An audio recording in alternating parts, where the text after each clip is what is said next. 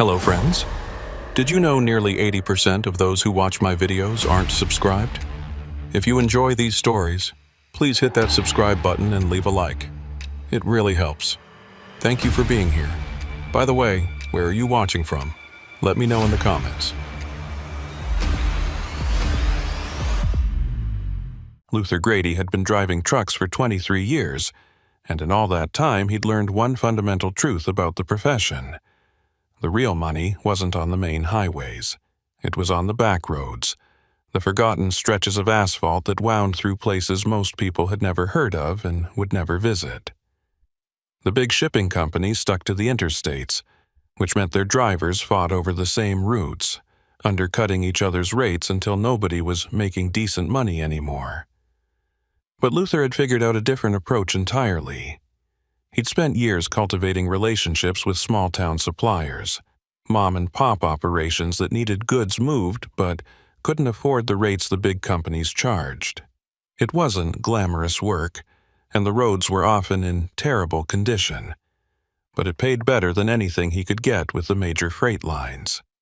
He'd been working one particular route for about 8 months now, running between Billings and a series of small towns in the northwestern part of Montana, places so remote they barely showed up on most maps.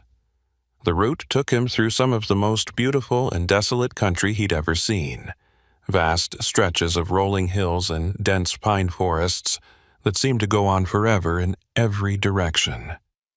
The town he was heading to this particular November evening was called Mill Ridge, population 347 according to the faded sign at the town limits. Luther had been making deliveries there twice a month since April, dropping off supplies for the general store that served as the town's primary source of everything from groceries to hardware. The owner, a weathered man in his 60s, paid in cash and never asked questions about invoices or insurance, which suited Luther just fine. The arrangement was profitable enough that Luther had started looking for similar opportunities in other isolated communities throughout the state. He'd learned that these small towns, the ones that were slowly dying as young people moved away and businesses closed down, were often desperate enough to work with independent operators like himself. They couldn't be picky about certifications or proper documentation when the alternative was driving 3 hours to the nearest Walmart. Luther had left Billings around 2 in the afternoon, planning to reach Millridge by 8 or 9 that evening.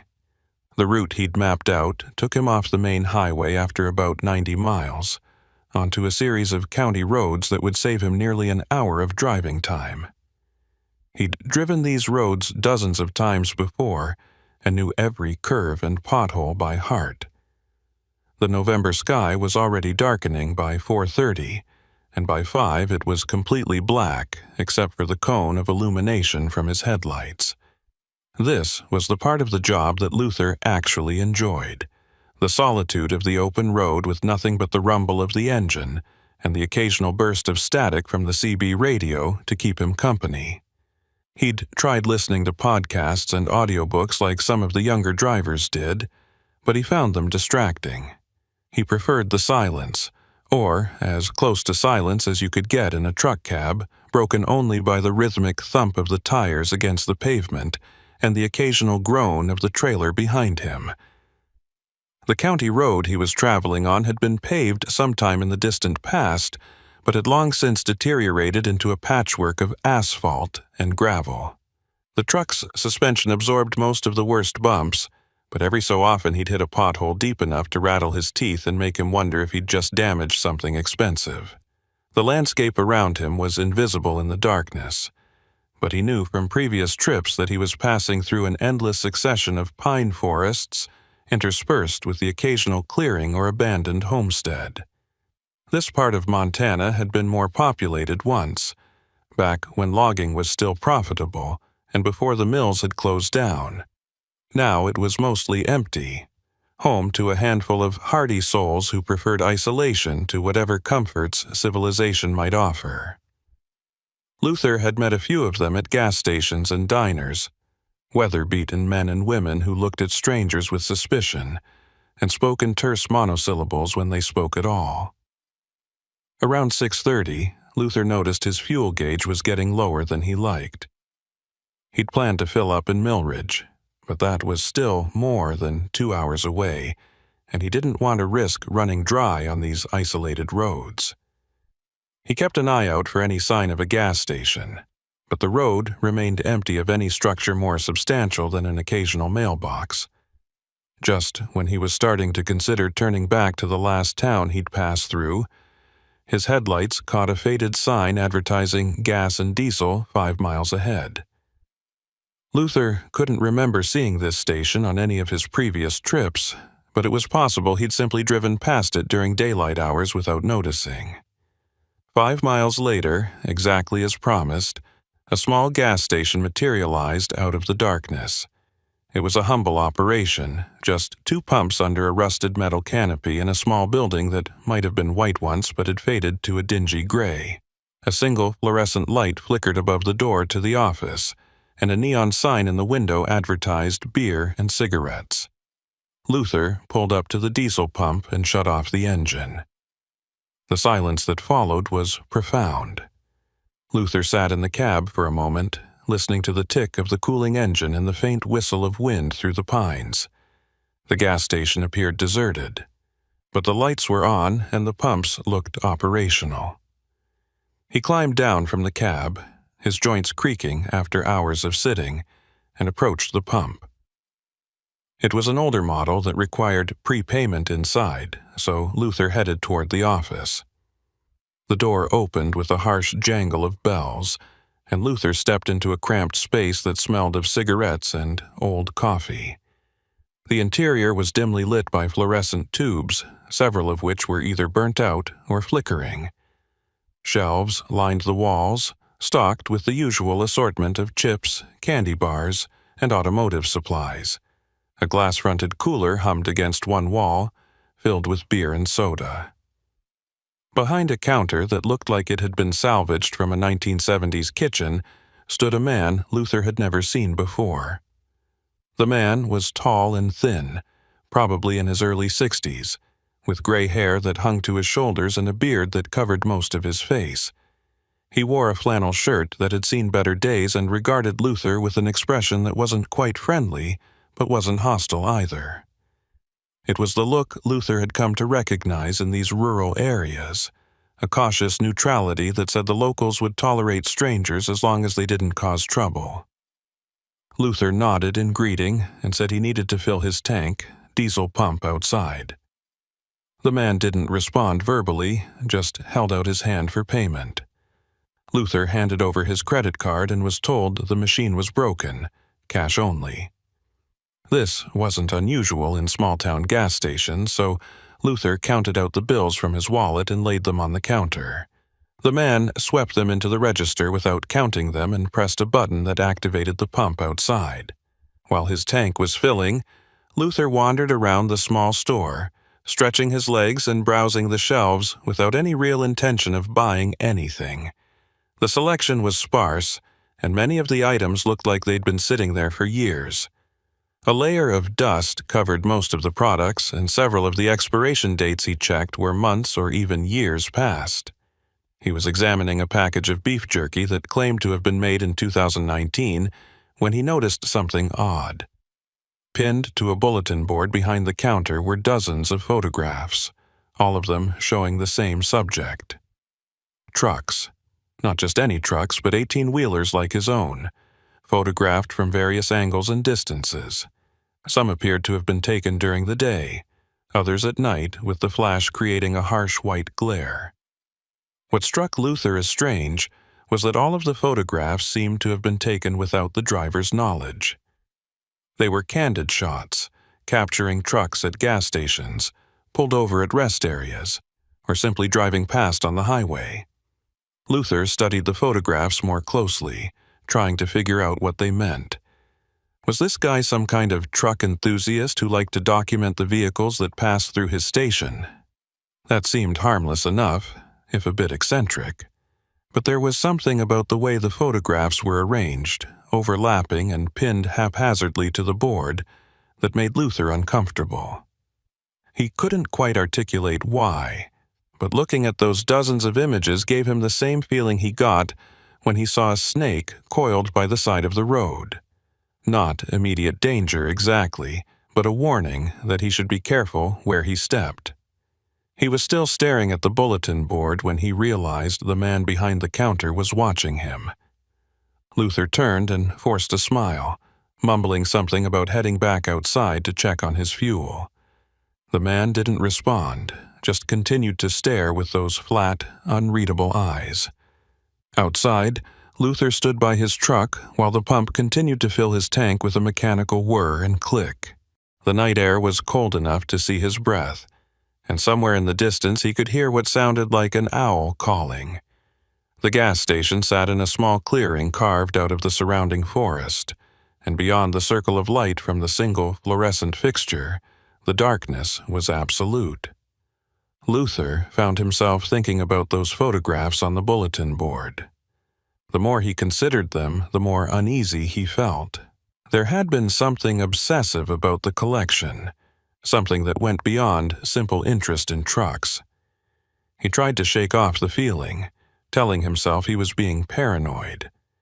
The guy was probably just bored and took pictures to pass the time. People in isolated places developed strange hobbies. It didn't mean anything sinister. The pump clicked off, indicating his tank was full. Luther replaced the nozzle and climbed back into his cab, eager to get back on the road and put this odd little gas station behind him. As he started the engine and prepared to pull away, he glanced at the office window and saw the man standing there, watching him leave. The man's face was partially obscured by the reflection of the fluorescent light on the glass, but Luther could make out enough to see that he was still wearing that same neutral expression. Luther gave a half-hearted wave that wasn't returned, then guided his truck back onto the county road. As the gas station's lights faded in his mirrors, he felt an irrational sense of relief, as if he'd just escaped from something dangerous, even though nothing threatening had actually occurred. He told himself he was being ridiculous and focused his attention back on the road ahead.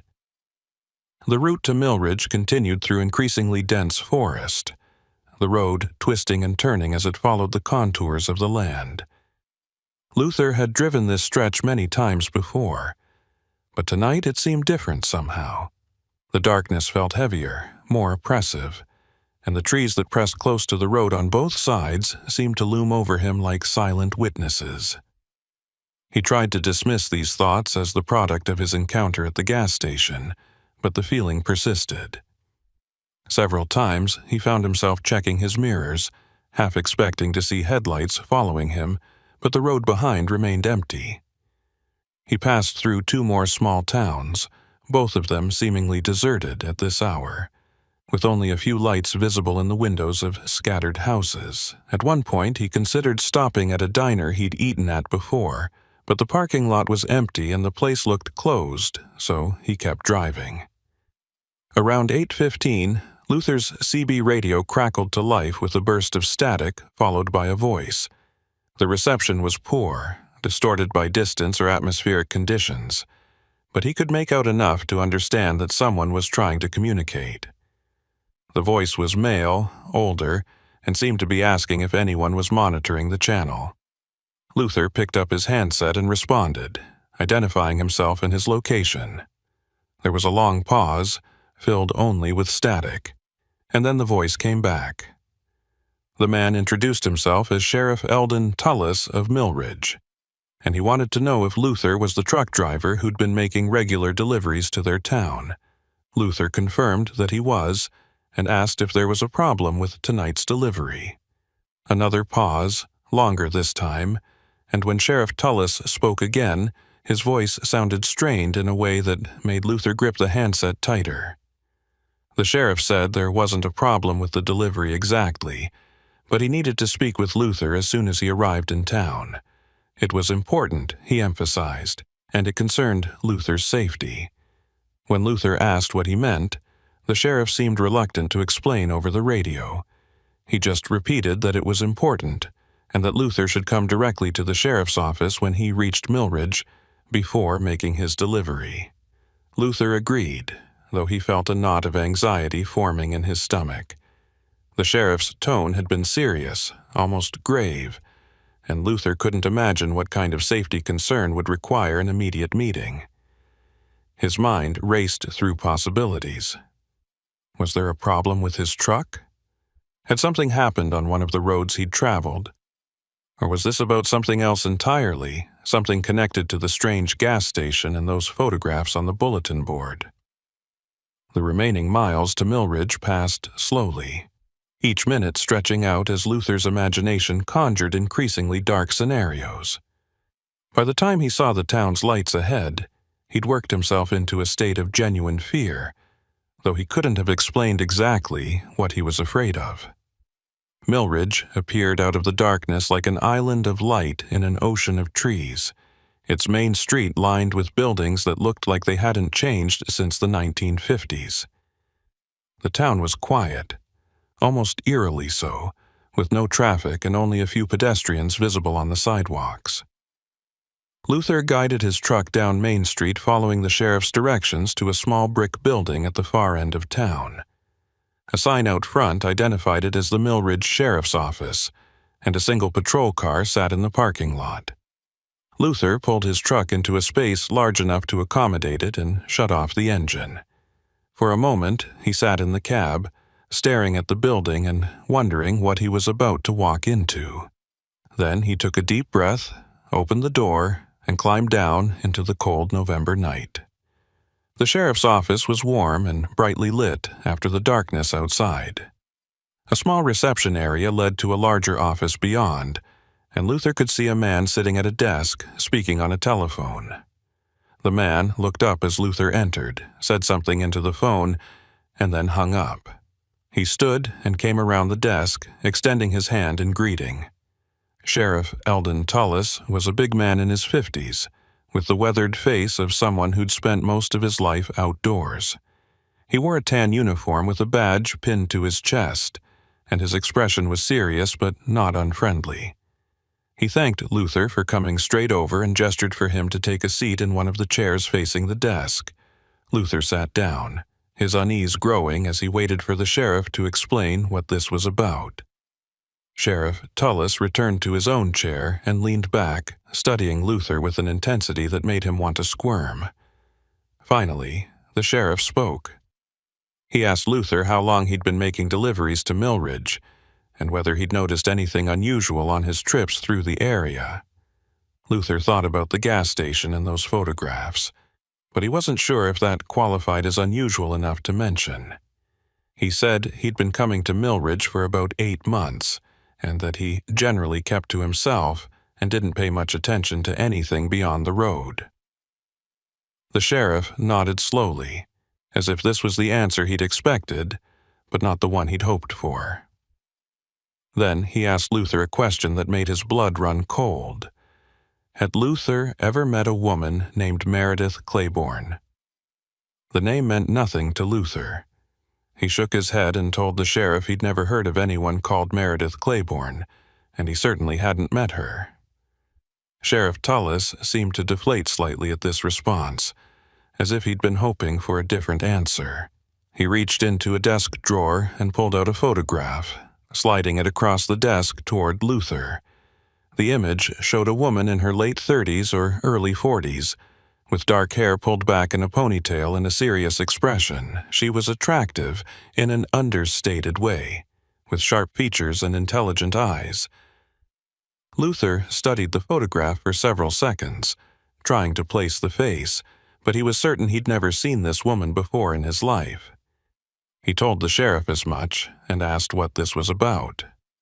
Sheriff Tullis took the photograph back and stared at it for a moment before speaking.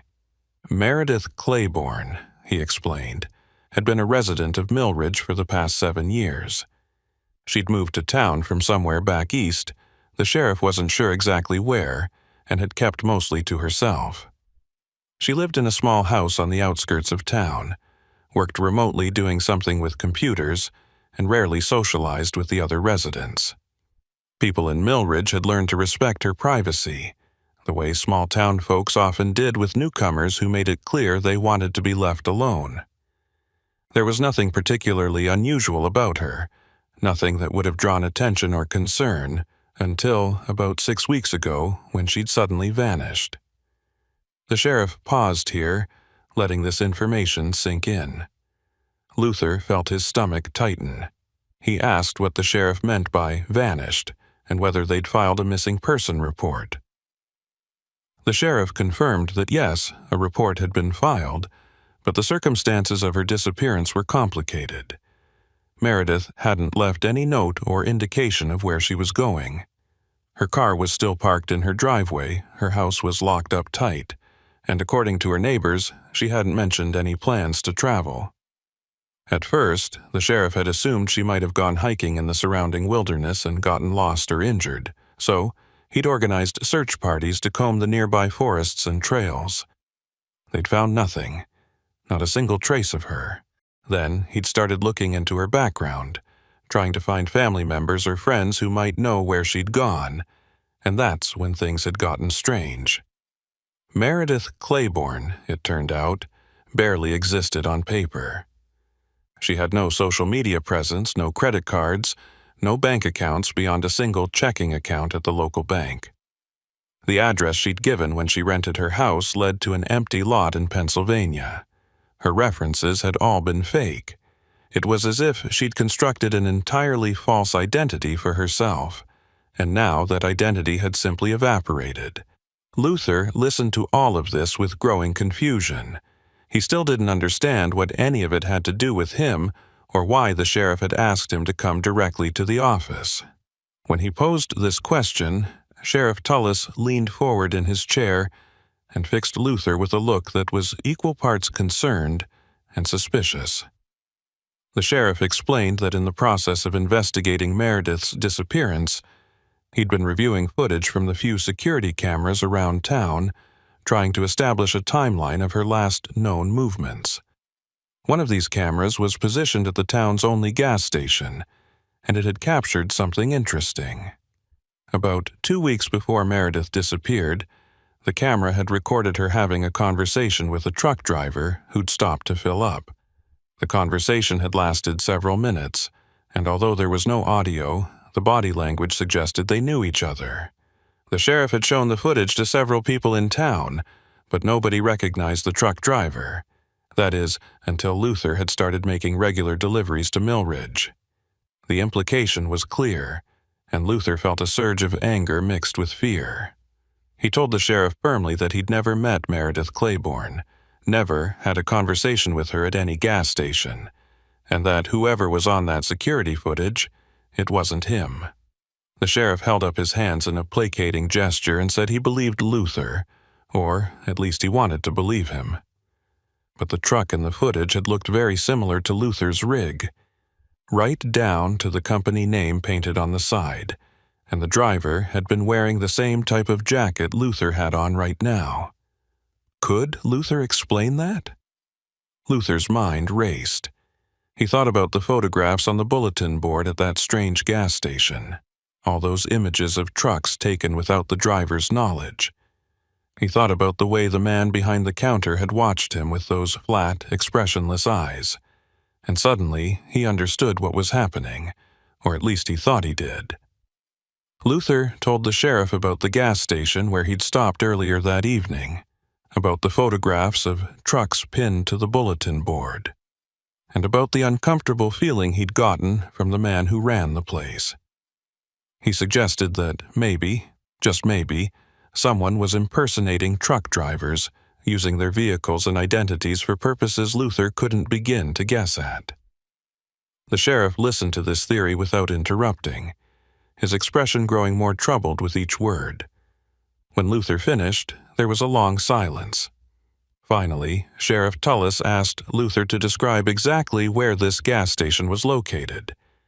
Luther did his best to provide directions, explaining which roads he'd taken and approximately how many miles from Millridge it had been. The sheriff pulled out a map and had Luther trace the route with his finger, marking the approximate location of the gas station. When Luther indicated the spot, the sheriff's expression changed to something Luther couldn't quite read. It was a mixture of confusion and what might have been fear, though the sheriff tried to hide it. He told Luther that according to this map, there was no gas station at that location. In fact, there hadn't been a gas station anywhere along that stretch of road for at least 20 years, not since the old Murphy's service station had burned down back in the early 2000s. Luther insisted that he'd just been there less than 2 hours ago, that he'd filled his tank and paid cash for the fuel. The sheriff asked if Luther had kept his receipt. Luther patted his pockets and realized he hadn't been given one.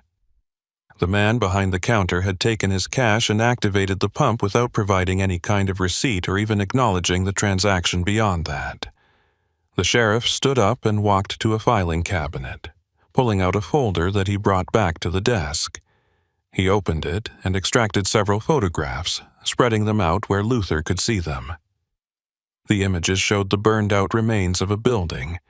Nothing left but a concrete foundation and some twisted metal that might have once been gas pumps. Tall grass and weeds had grown up around the ruins, and young trees were beginning to reclaim the space. The sheriff explained that this was all that remained of Murphy's service station, and that he'd driven past this spot himself just yesterday. There was definitely no functioning gas station there, no lights, no man behind a counter, no bulletin board covered with photographs. Luther stared at the images, feeling as if the ground had shifted beneath him. He knew what he'd seen, knew where he'd been, and yet the evidence in front of him suggested otherwise. Luther asked the sheriff if he was suggesting that Luther had hallucinated the entire experience. The sheriff said he wasn't suggesting anything, but that they needed to figure out what was really going on. He proposed that they drive out to the location together, right now, to see what was actually there. Luther agreed immediately, eager to prove that he wasn't losing his mind. They left the office together, Luther following the sheriff's patrol car in his truck as they retraced the route he'd taken earlier that evening. The drive seemed to take longer than Luther remembered, the darkness pressing in from all sides as they wound through the forest. He found himself watching his odometer obsessively, trying to calculate the exact distance from Millridge to the gas station. After about 40 minutes of driving, the sheriff's brake lights flashed and he pulled over to the side of the road. Luther stopped behind him and climbed down from his cab. The sheriff was standing at the edge of the road, shining a powerful flashlight into the trees. Luther joined him and immediately saw what the beam was illuminating: the concrete foundation of a long-destroyed building, surrounded by overgrown vegetation and debris. There were no pumps, no canopy, no office with a flickering fluorescent light. Just ruins that had clearly been abandoned for decades. Luther felt his legs go weak. He told the sheriff this wasn't possible, that he'd been here just hours ago, that he'd stood right there and pumped diesel into his tank. The sheriff asked how much fuel Luther had purchased. Luther checked his fuel gauge and felt his confusion deepen.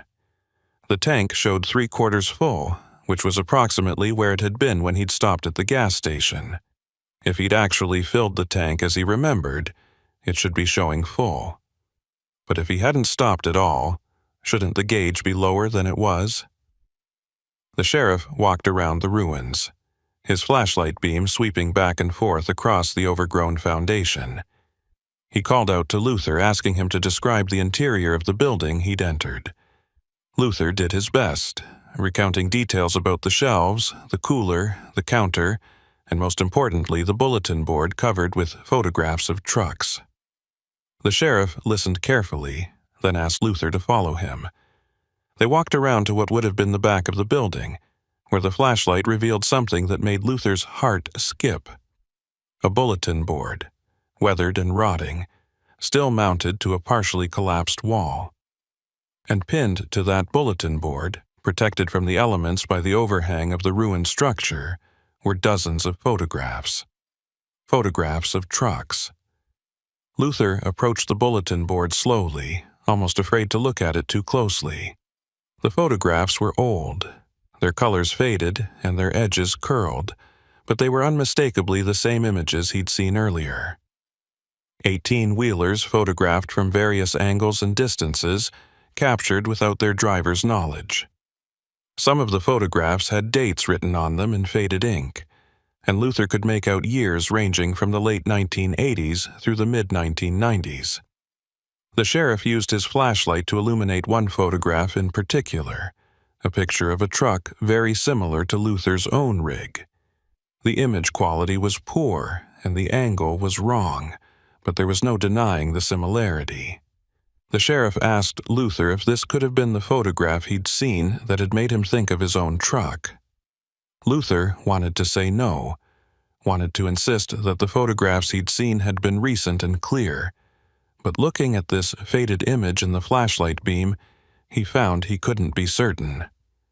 They spent another 20 minutes searching the ruins, but found nothing else of interest. No sign that anyone had been there recently, no indication that the building had been anything other than abandoned for the past 2 decades. The sheriff finally suggested they head back to town, and Luther agreed numbly. As they drove back toward Millridge, Luther's mind was spinning.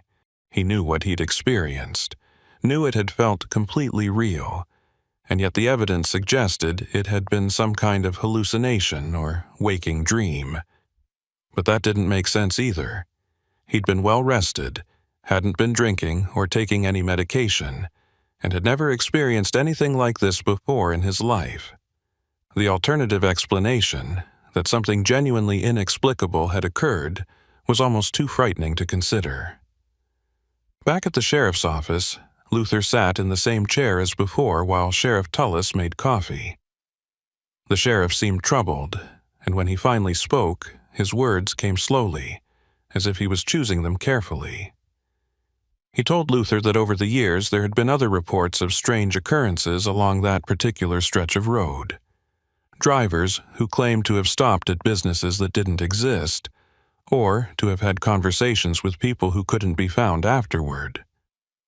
Most of these reports had been dismissed as the result of fatigue or confusion, and the sheriff himself had never taken them very seriously. But now, with Meredith Claiborne's disappearance and Luther's experience at the non-existent gas station, he was starting to wonder if there was something more to it. He asked Luther if he believed in things that couldn't be easily explained, supernatural things. Luther said he didn't know what he believed anymore. The sheriff then shared something he'd been reluctant to mention earlier. When they'd been investigating Meredith Claiborne's house after her disappearance, they'd found a journal hidden in a locked drawer. The journal contained entries spanning several years, and much of it was mundane stuff about her daily life and work. But there were also passages that suggested Meredith had been researching something, looking into the history of the area around Millridge with particular focus on disappearances and unsolved deaths. She'd documented cases going back more than a century, people who'd vanished without a trace while traveling through the region.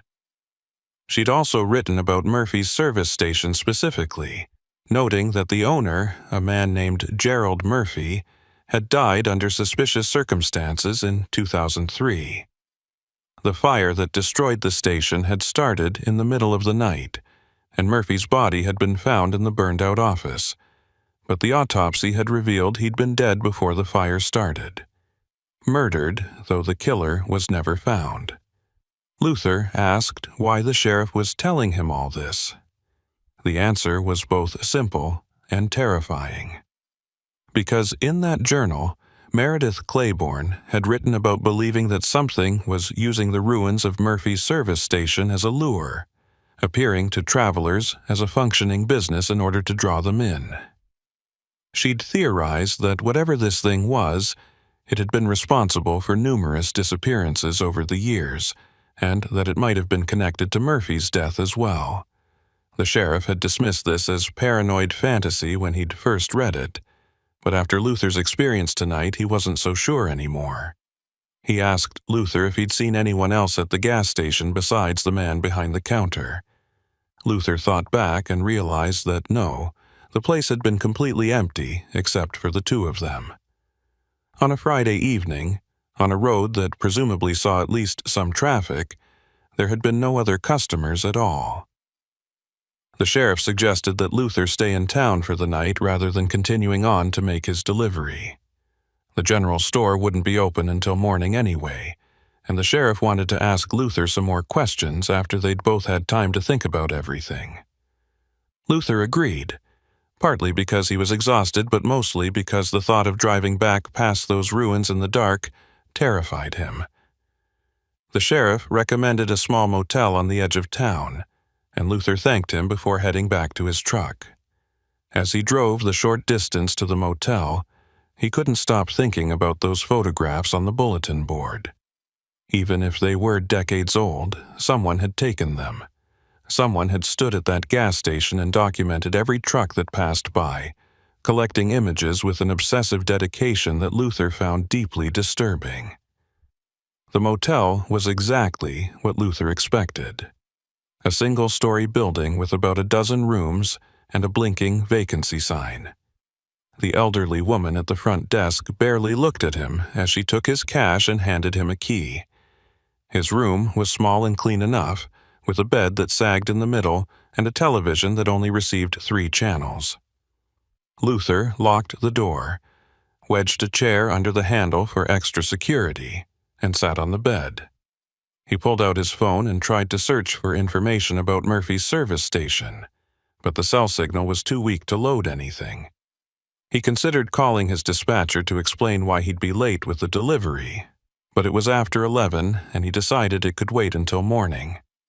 Instead, he lay back on the bed fully clothed and stared at the water-stained ceiling, trying to make sense of everything that had happened.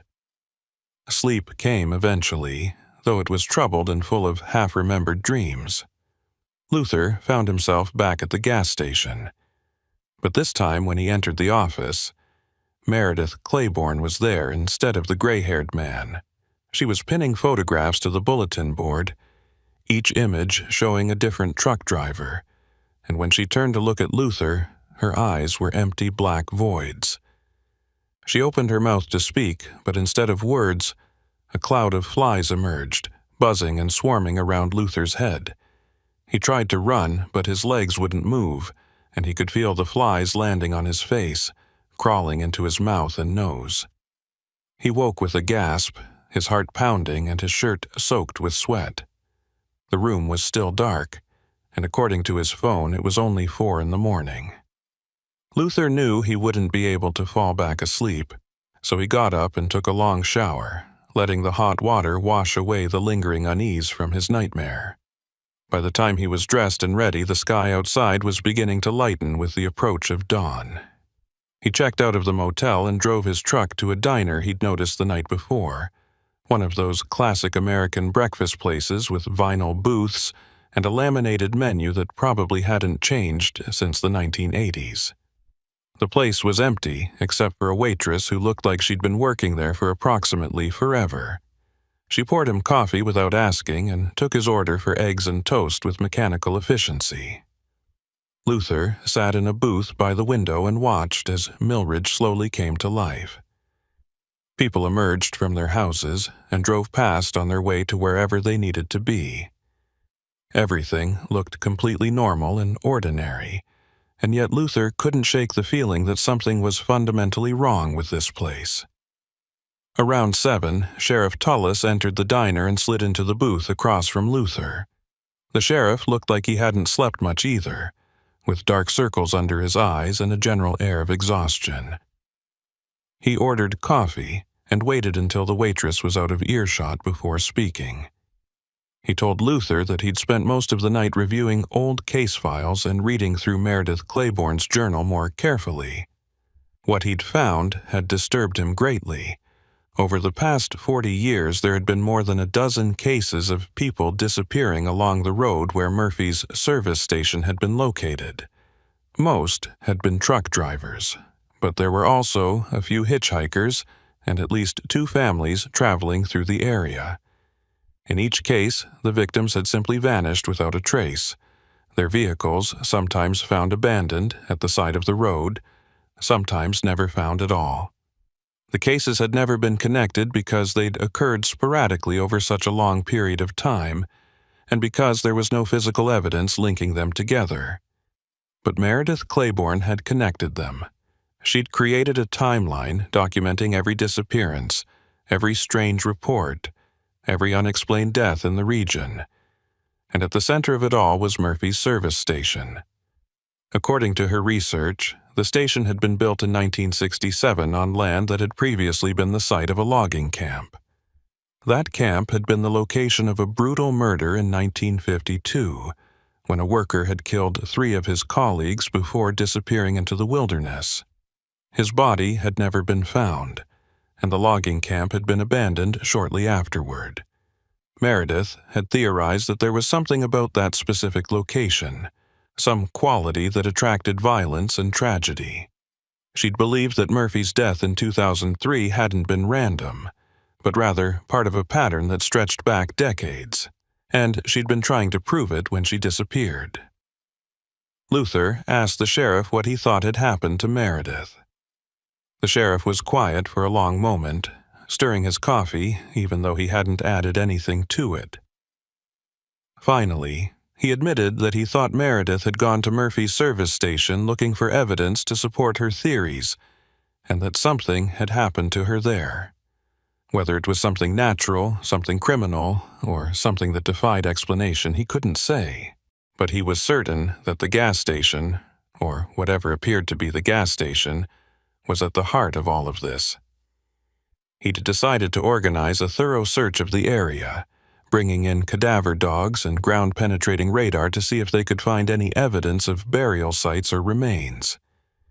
It would take a few days to arrange, but the sheriff was determined to get answers, both for Meredith's sake and for the sake of all the others who'd vanished over the years. Luther finished his breakfast and told the sheriff he needed to make his delivery and then get back on the road. He had a schedule to keep, and he'd already lost enough time. The sheriff understood, but asked Luther to stay in touch, to call if he remembered anything else about his experience at the gas station or if anything unusual happened on his drive back. Luther promised he would, though privately he'd already decided that he'd be taking a different route home, one that avoided that stretch of road entirely. He paid for his breakfast, shook the sheriff's hand, and walked out into the cold morning air. Millridge looked innocent enough in the daylight, a quiet little town where nothing much ever happened. But Luther knew better now. He understood that beneath the surface of normalcy, something dark was lurking, something that had been claiming victims for longer than anyone realized. The delivery to the general store went smoothly enough. The owner paid in cash as usual and helped Luther unload the supplies without much conversation. Luther considered warning the man about what had happened, about the gas station and the disappearances, but he decided against it. What would he say that wouldn't make him sound crazy? By 9:30, he was back on the road, heading east toward the Billings on a different route than the one he'd taken coming in. The highway he chose was busier and better maintained, and though it added an extra hour to his journey, Luther didn't care. He would gladly pay that price to avoid ever seeing Murphy's service station again, whether it existed or not. The drive back to Billings should have been uneventful, and for the first 2 hours it was. Luther kept the radio off, preferring silence as he processed everything that had happened in the past 24 hours. The highway stretched ahead of him, busy enough with mid-morning traffic that he felt a measure of comfort in not being alone on the road. Every few miles he'd pass another truck or be passed by one, and each time he felt a small sense of relief. There was safety in numbers, he'd decided, even if that safety was an illusion. He kept checking his mirrors obsessively, though he couldn't have said what he was looking for. Some part of him expected to see that gray-haired man from the gas station following him, though that made no rational sense. The man hadn't existed, or at least the gas station hadn't existed, which meant the man probably hadn't either. Unless he had existed in some way that Luther didn't understand and didn't want to think about too carefully. Around noon, Luther's phone rang. It was Sheriff Tullis, and the man's voice sounded strained even through the poor cell connection. The sheriff asked if Luther was still in the area, or if he'd already left Millridge. Luther told him he was about 2 hours east, well on his way back to Billings. There was a pause, and then the sheriff asked Luther if he'd noticed anything unusual on his drive, anyone following him or any vehicles that seemed to be pacing him. Luther's grip tightened on the steering wheel. He asked why the sheriff wanted to know, and the answer made his blood run cold. A woman had come into the sheriff's office about an hour ago, claiming to be Meredith Claiborne.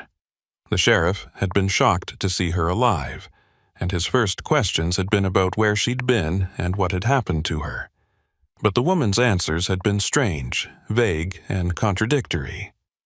She'd claimed she'd been visiting family in another state, even though the sheriff knew for a fact that Meredith had no living family.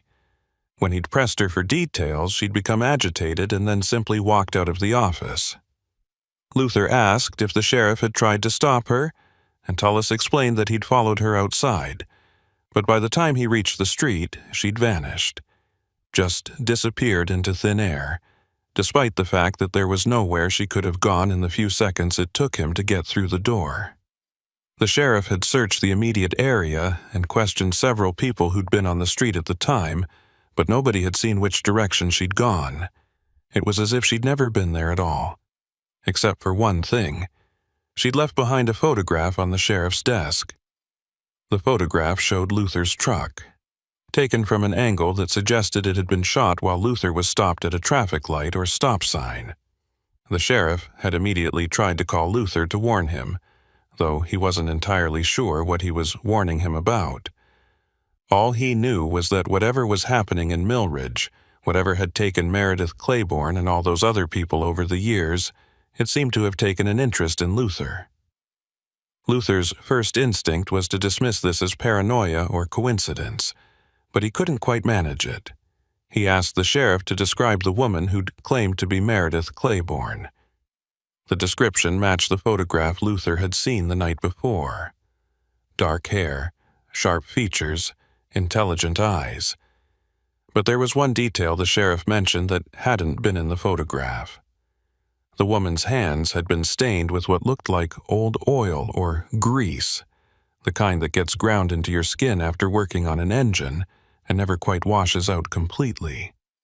And when she'd walked, the sheriff had noticed she was leaving faint footprints on the floor, even though it hadn't rained and her shoes appeared dry. The footprints had looked dark, almost black, and they'd smelled of ash. By the time the sheriff had thought to examine them more closely, they'd faded away entirely, as if they'd never existed. Luther thanked the sheriff for the warning and promised to be careful, though he had no idea what being careful meant in this context. After they hung up, Luther found himself watching the road with renewed paranoia. Every car that pulled up behind him seemed suspicious. Every truck that passed him might contain someone or something watching him. He told himself he was being irrational, that there was no way anyone or anything could be following him on a busy highway in broad daylight, but the feeling persisted. Around 1 o'clock, he stopped at a rest area to use the bathroom and stretch his legs. The parking lot was full of vehicles, families, and solo travelers taking breaks from their journeys, and the normalcy of it all should have been comforting. Instead, Luther found himself studying every person he passed, looking for signs of something wrong, something off. In the bathroom, he splashed cold water on his face and stared at his reflection in the mirror. He looked exhausted, with bloodshot eyes and skin that seemed paler than usual. He'd been driving professionally for more than 2 decades, and in all that time he'd never experienced anything like the past 24 hours. He'd heard stories from other truckers, of course, tales of strange encounters on lonely roads and unexplained phenomena witnessed in the dark hours before dawn. He'd always dismissed these stories as the products of fatigue and imagination, the kind of thing that happened when you spent too many hours alone with nothing but your thoughts for company. Now, he wasn't so sure. Now he was starting to understand that there were things in the world that couldn't be easily explained or rationalized away, and that some roads went to places that weren't marked on any map. When Luther returned to his truck, he found something that made his heart skip. Tucked under his windshield wiper was a photograph.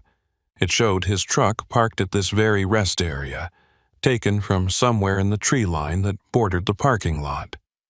The angle and quality suggested it had been shot within the past few minutes while Luther was inside the building. He grabbed the photograph and looked around wildly, scanning the parking lot and the surrounding woods for any sign of who might have taken it. There were dozens of people visible, but none of them seemed to be paying any attention to him. No one was holding a camera or acting suspicious. Luther climbed into his cab and locked the doors, his hands shaking as he examined the photograph more closely. It was printed on the same type of old-fashioned photo paper as the images he'd seen on the bulletin board at Murphy's service station, with slightly faded colors and a grainy quality that suggested it had been developed in a darkroom rather than printed digitally. Luther started his engine and pulled out of the rest area as quickly as he could safely manage, merging back onto the highway with his heart pounding. He considered calling Sheriff Tullis back, but what would he say? That someone had taken his picture at a public rest stop? That wasn't a crime, and without more evidence, it just made him sound paranoid. Instead, he focused on putting as much distance as possible between himself and Millridge, pushing his truck as fast as he dared without risking a speeding ticket. The miles rolled by slowly, each one feeling like it took forever. Luther found himself checking his mirrors constantly, looking for any vehicle that might be following him, but the traffic behind him was constantly changing. Cars and trucks would appear, follow him for a few miles, then exit or speed past. There was no way to tell if any of them were actually following him or just traveling in the same direction. Around 3 p.m, Luther's phone rang again. This time it was his dispatcher, wanting to know why he hadn't checked in after completing his delivery. Luther apologized and gave a vague explanation about cell phone problems and losing track of time. The dispatcher accepted this without question and gave Luther his next assignment: a pickup in Great Falls tomorrow morning, followed by a delivery to Spokane. Luther wrote down the details mechanically, barely processing the information. All he wanted was to get home to Billings, lock himself in his apartment, and try to forget everything that had happened. But even as he had that thought, he knew it wouldn't be that simple. Whatever had happened at Murphy's service station, whatever had taken an interest in him, wasn't going to just let him walk away. He could feel it somehow, a certainty that settled in his gut like a stone. The last hour of the drive was torture. Luther's exhaustion was catching up with him, and he had to fight to keep his eyes open. Several times he caught himself drifting toward the shoulder and had to jerk the wheel to correct his course. He considered pulling over to rest, but the thought of stopping anywhere, even in broad daylight, terrified him. So he pushed on, chugging coffee from a thermos that had long since gone cold and rolling down his window to let the frigid air blast him in the face. When the Billings city limits sign finally appeared, Luther felt a wave of relief so intense it almost made him dizzy. He was home, or as close to home as he ever got these days. His apartment was in a complex on the east side of town, a generic 2-bedroom unit that he'd barely bothered to furnish. He spent so little time there that it had never seemed worth the effort to make it feel like a real home. Luther parked his truck in the lot of the trucking company he contracted with, transferred his personal belongings to his car, and drove to his apartment. The sun was setting by the time he pulled into his parking spot, casting long shadows across the complex.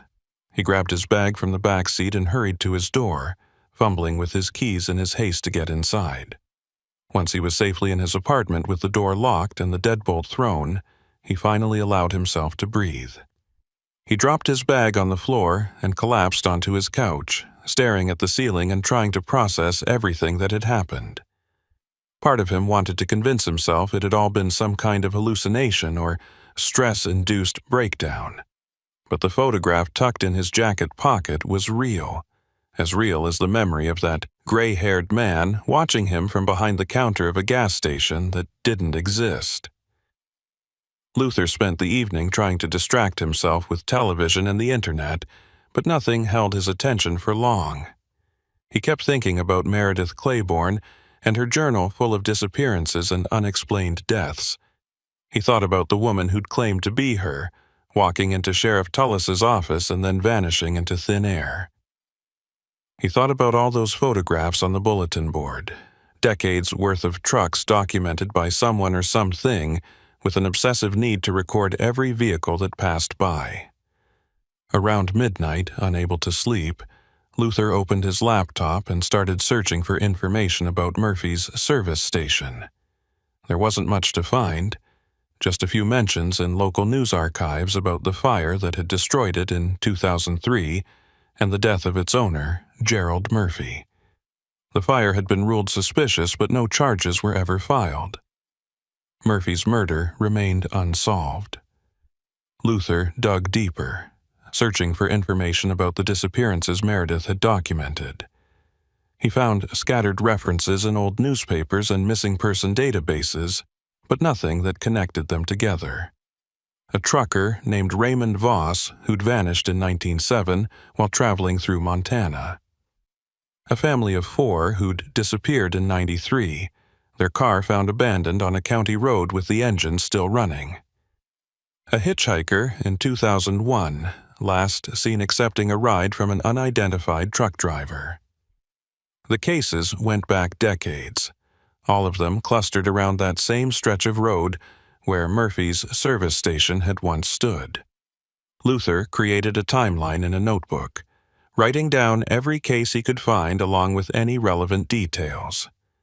By 3 a.m, he had documented 17 disappearances spanning from 1967 to Meredith Claiborne in the present day. 17 people who'd gone missing without a trace, their fates unknown, and their cases gradually forgotten as the years passed.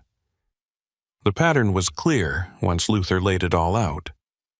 Most of the disappearances occurred in the fall and winter months, when darkness came early and the roads were less traveled. Most of the victims were alone, either driving solo or hitchhiking without companions. And all of them had last been seen somewhere near that cursed piece of land where Murphy's service station had been built. Luther stared at his timeline until his eyes burned and his vision blurred. He thought about adding his own name to the list, creating an entry for himself with today's date and a question mark for the outcome. But he was still here, still alive, which meant he'd somehow escaped whatever fate had claimed the others. Or maybe he hadn't escaped at all. Maybe whatever was happening was still in progress, and the photograph under his windshield wiper had been a message that this wasn't over yet.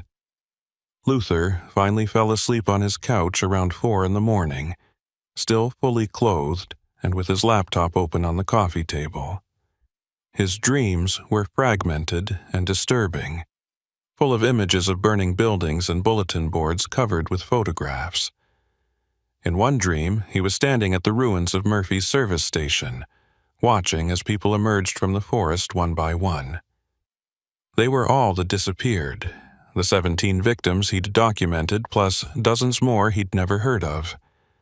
They stood in a circle around him, silent and staring, and Luther understood somehow that they were waiting for him to join them. He tried to run, but his legs wouldn't move, and the circle of people slowly tightened, drawing closer and closer until he could see that their eyes were empty sockets and their mouths were full of ash.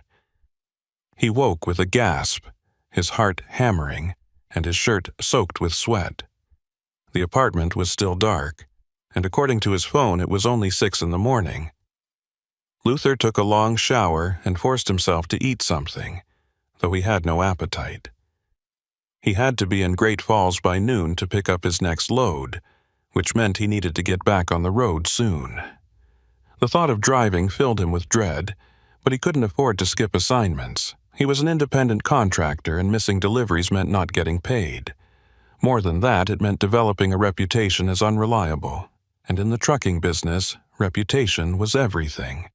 So, Luther packed a fresh bag, made sure he had all his paperwork in order, and headed back to the lot where his truck was parked.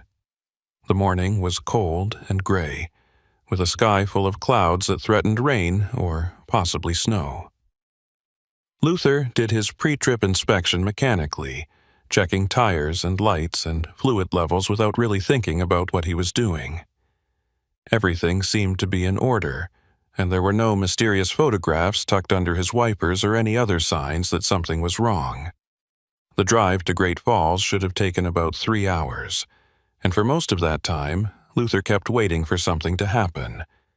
He watched for cars that might be following him, studied every rest area and gas station he passed for signs of anything unusual, and kept his phone close in case Sheriff Tullis called with more disturbing news from Millridge. But nothing happened. The highway was busy with morning traffic. The weather held despite the threatening clouds, and Luther reached Great Falls without incident. The pickup location was a warehouse on the industrial side of town, and the loading crew had his freight ready to go. They were quick and professional, and within an hour Luther was back on the road with a trailer full of building materials headed for Spokane. He should have felt relieved that everything was going smoothly, but instead, the normalcy of it all felt wrong somehow, like the calm before a storm. Luther had been driving for about 2 hours when he noticed a truck that seemed to be pacing him. It was an older model Peterbilt, painted a faded blue, and it had been hanging back about a quarter mile behind him for the past 30 minutes. Luther tried changing lanes, speeding up, slowing down, but the Peterbilt matched his every move. He couldn't see the driver clearly through the windshield, just a vague silhouette that might have been male or female, young or old. Luther told himself he was being paranoid, that this was just another trucker traveling in the same direction at the same speed. But something about the way the Peterbilt maintained its distance, never getting closer but never falling behind, set off alarm bells in his head. He grabbed his CB radio and switched to channel 19, the frequency most truckers monitored. He called out a general greeting and asked if anyone wanted to chat to pass the time. Several voices responded, including one that identified himself as driving a blue Peterbilt. Luther asked the Peterbilt driver where he was headed, and the voice said Spokane, same as Luther. They chatted for a few minutes about nothing in particular. Weather and road conditions, and complaints about fuel prices. The voice sounded completely normal, just another trucker doing his job and looking for conversation to break up the monotony. But there was something about it that bothered Luther, something he couldn't quite identify. The voice was friendly enough, but there was an odd flatness to it, as if the person was reading from a script rather than speaking naturally. Luther asked the Peterbilt driver where he'd started his day, and there was a pause before the answer came. Millridge. Luther's hands tightened on the steering wheel. He asked what the driver had been doing in Millridge, and the voice said he'd made a delivery there, same as Luther. Luther hadn't mentioned anything about Millridge, hadn't said where he'd been or what he'd been doing. He reached for the CB handset again, intending to ask how the driver knew about his delivery, but before he could speak, the voice came through again. The voice said that Luther had made quite an impression in Millridge, that people there were still talking about him. The sheriff especially, who'd been very interested in Luther's story about the gas station. Luther felt his mouth go dry. He asked who this was, what they wanted from him, but the voice just laughed. It was a strange laugh, too high-pitched and lasting too long, and it made Luther think of the voice he'd heard in his dream, the one coming from mouths full of ash. The voice said that Luther had been marked, that he'd been chosen, and that it was too late to run now. He'd stopped at the gas station, paid his money, pumped his fuel, and in doing so had entered into an agreement he didn't understand.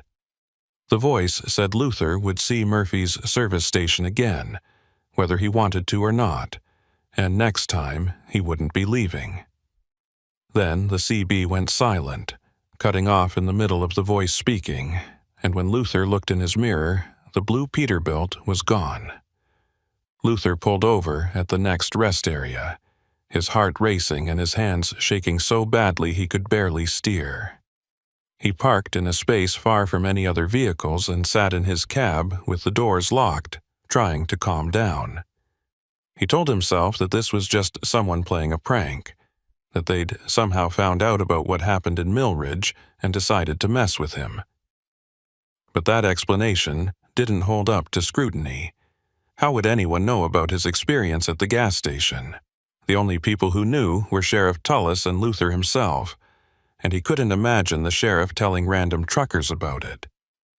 Luther grabbed his phone and called the sheriff's office, but the call went straight to voicemail. He left a message asking the sheriff to call him back as soon as possible, then sat and waited. Around him, the rest area was busy with travelers coming and going, families and solo drivers and truckers like himself, all of them going about their business as if nothing was wrong. Luther envied them their ignorance, their ability to move through the world without knowing what lurked in the shadows. An hour passed with no return call from Sheriff Tullis. Luther tried again and got the same result, straight to voicemail. He considered calling the Millridge Sheriff's Office directly instead of the sheriff's personal cell phone, but he wasn't sure what he'd say. That a voice on the CB radio had threatened him, that he thought something supernatural was stalking him. They'd probably think he was crazy, and maybe he was. Maybe everything that had happened in the past 2 days was the result of stress and sleep deprivation, his mind creating threats that didn't actually exist. But the photographs were real, the one from Murphy's service station and the one from the rest area yesterday. Those weren't hallucinations. Someone had taken those pictures and left them for Luther to find, which meant someone was watching him, following him, documenting his movements just like they'd documented all those other trucks on the bulletin board decades ago. Luther finally forced himself to get back on the road. He had a delivery to make and he was already behind schedule. The remaining drive to Spokane passed in a haze of exhaustion and paranoia. Luther kept the CB radio on, but didn't hear the voice again. He watched his mirrors obsessively but didn't see the blue Peterbilt or any other vehicle that seemed to be following him.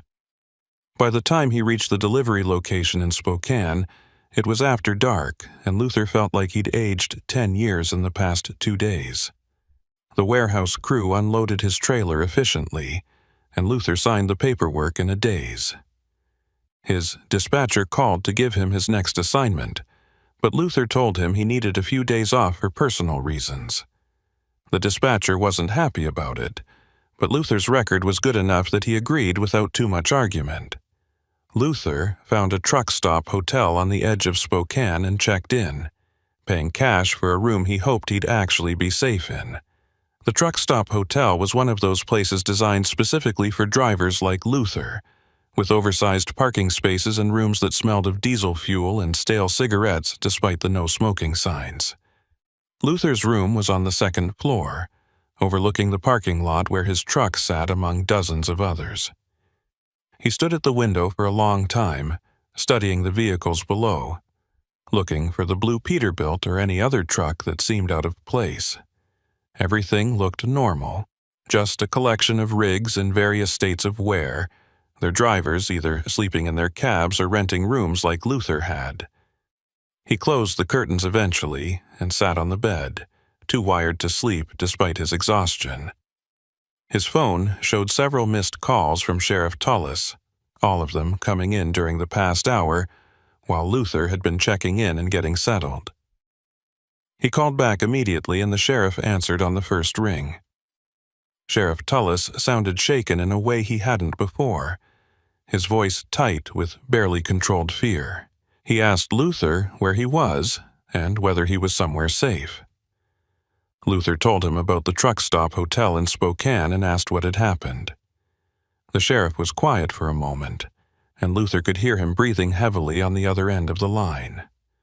When he finally spoke, his words came out in a rush, as if he needed to say them quickly before he lost his nerve. After the woman, claiming to be Meredith Claiborne, had disappeared from his office, the sheriff had decided to drive out to her house on the edge of town. He'd been there dozens of times during the investigation into her disappearance, but something had drawn him back, a feeling he couldn't quite explain that he needed to look one more time. The house had been locked up since Meredith vanished, the windows dark and the yard overgrown. The sheriff had let himself in with the key the landlord had provided months ago, and what he'd found inside had nearly made him turn around and run.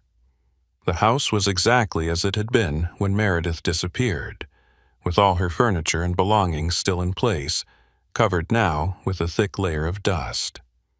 But in the living room, spread across the floor in a pattern that must have taken hours to arrange, were photographs. Hundreds of them, maybe thousands, all showing the same subject: Luther's truck. The images showed Luther's rig from every conceivable angle and distance, taken at different times of day and in different locations. Some were clearly shot while Luther was driving, the truck captured in motion on various highways. Others showed the truck parked at rest areas, gas stations, and delivery locations. A few appeared to have been taken from inside Luther's cab, showing the view through his windshield or the interior of the sleeper berth behind the driver's seat. The sheriff had recognized Luther's truck immediately from the company name painted on the side, and the realization of what he was looking at had made his blood run cold. Luther felt his stomach drop as the sheriff described the scene. He asked how someone could have taken photographs from inside his truck without him knowing, and the sheriff said he had no answer to that question. What made it even more disturbing was that many of the photographs appeared to be old, printed on the same type of vintage photo paper as the images from Murphy's service station. Some were dated, with handwritten notations in the margins indicating when and where they'd been taken. The dates went back years, long before Luther had ever driven through Millridge or anywhere near that part of Montana. It was as if someone had been documenting his movements for his entire career as a trucker, compiling a comprehensive record of everywhere he'd been and everything he'd done. The sheriff had taken photos of the display with his phone and said he'd email them to Luther so he could see for himself. He'd also called in a forensics team to process the scene, though he wasn't sure what they'd be able to find beyond the photographs themselves. Luther asked if the sheriff had any idea who was behind this, whether it was connected to whoever had killed Gerald Murphy back in 2003. The sheriff said he'd been thinking about that, trying to make sense of the timeline and the patterns. Gerald Murphy had owned and operated the gas station from 1967 until his death in 2003, a span of 36 years. During that time, at least a dozen people had disappeared along that stretch of road, their cases never solved and eventually forgotten. Murphy had been found dead in his office with his throat cut, and the killer had set fire to the building to cover up the crime. The authorities at the time had assumed it was a robbery gone wrong, but the sheriff now believed it had been something else entirely. He thought Murphy might have been documenting the trucks that passed by his station, collecting photographs for reasons unknown, and that eventually someone or something had put a stop to it.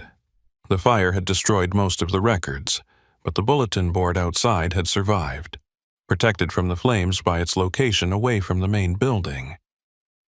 The sheriff's theory was that whatever had driven Murphy to document those trucks had continued after his death, finding new ways to collect images and new victims to prey upon.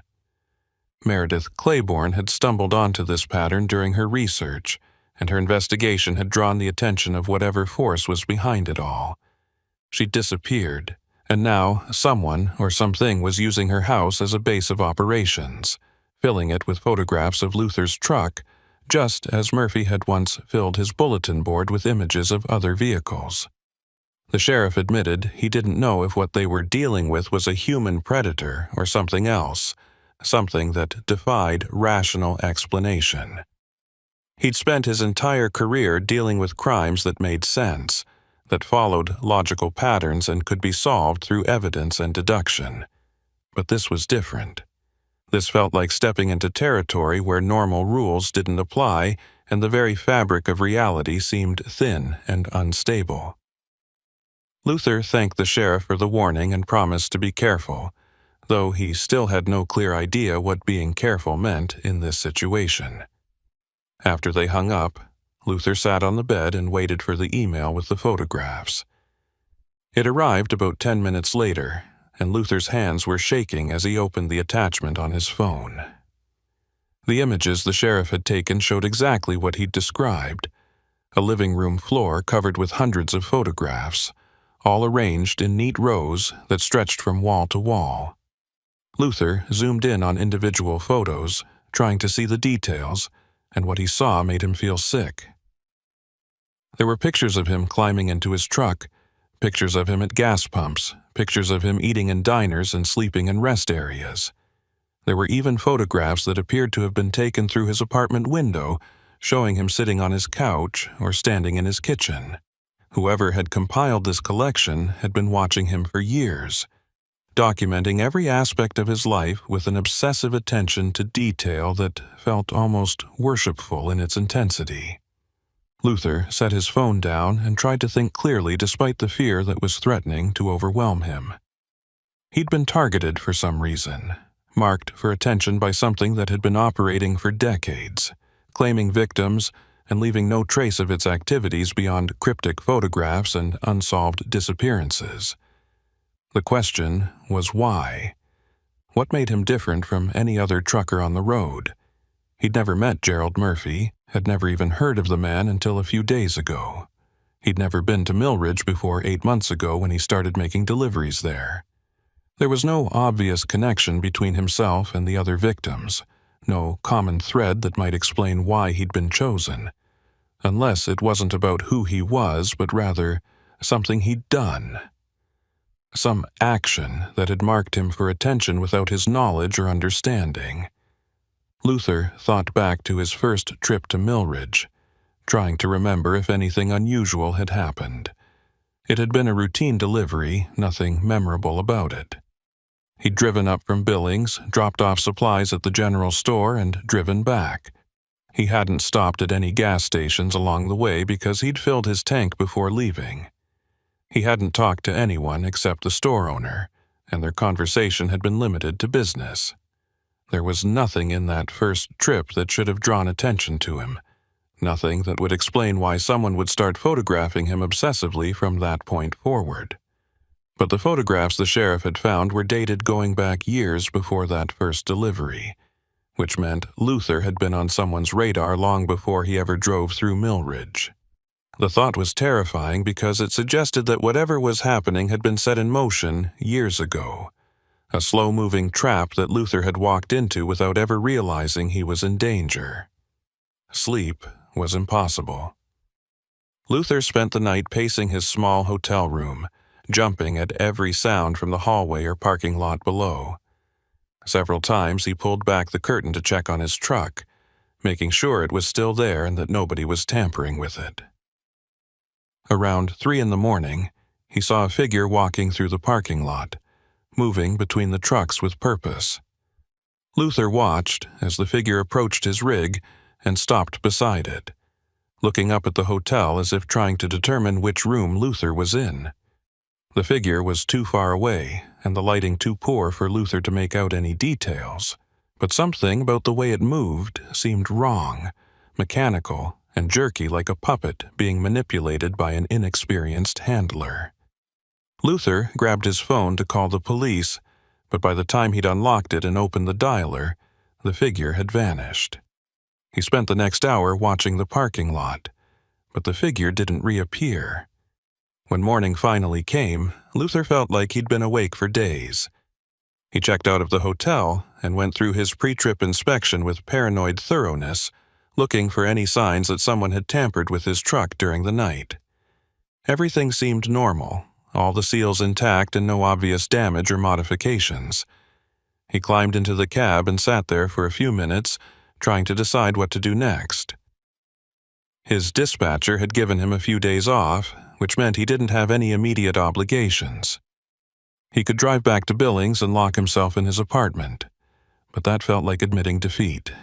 The photographs in Meredith Claiborne's house had shown images taken through his apartment windows, which meant whoever was watching him knew where he lived.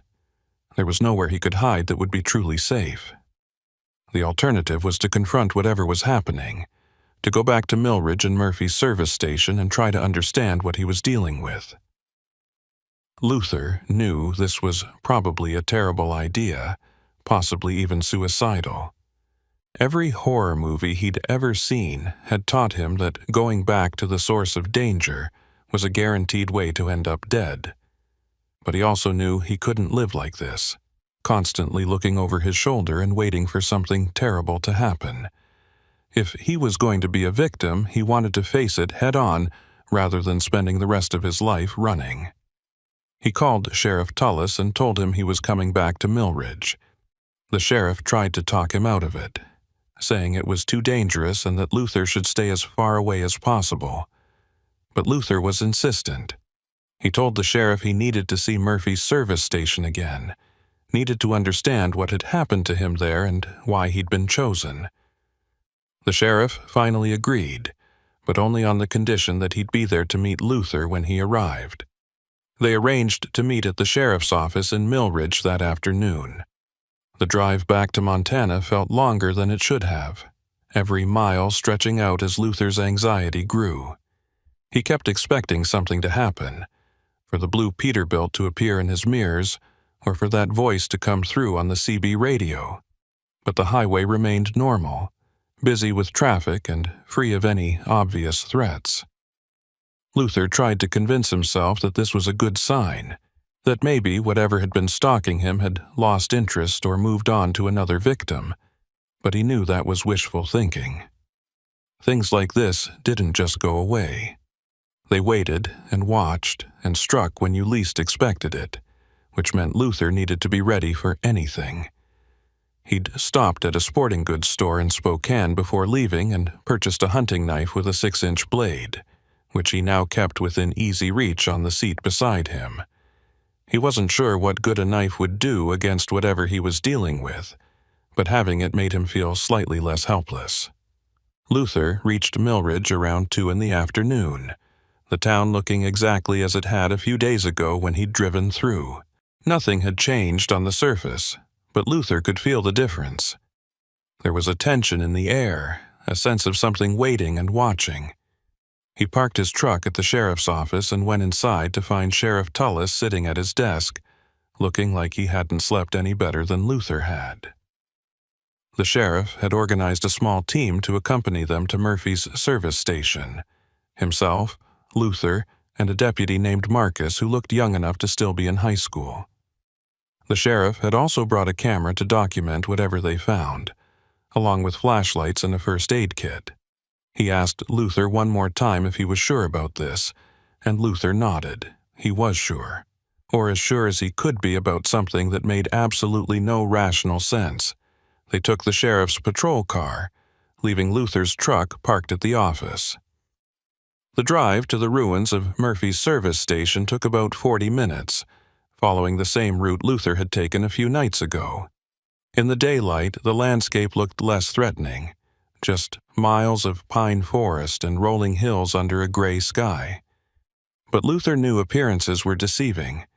Something malevolent lived in these woods, something that had been claiming victims for decades and showed no signs of stopping. When they reached the spot where the gas station had once stood, the sheriff pulled over and they all got out. The ruins looked exactly as they had the last time Luther had seen them.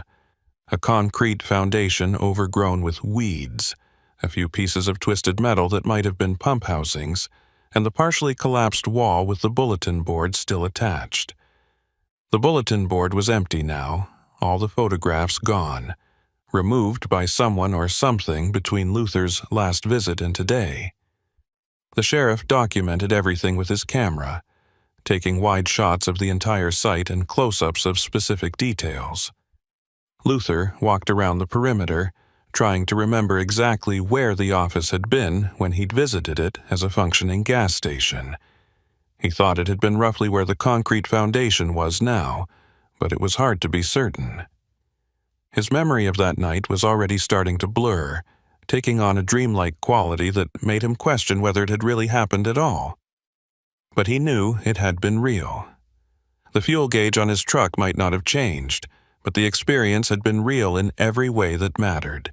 He'd walked into that office, seen those photographs, paid cash for fuel that he'd never actually received. And in doing so, he'd somehow marked himself for attention by whatever force controlled this place. Luther was standing at the edge of the ruins, staring into the forest beyond, when he noticed something that made his heart skip.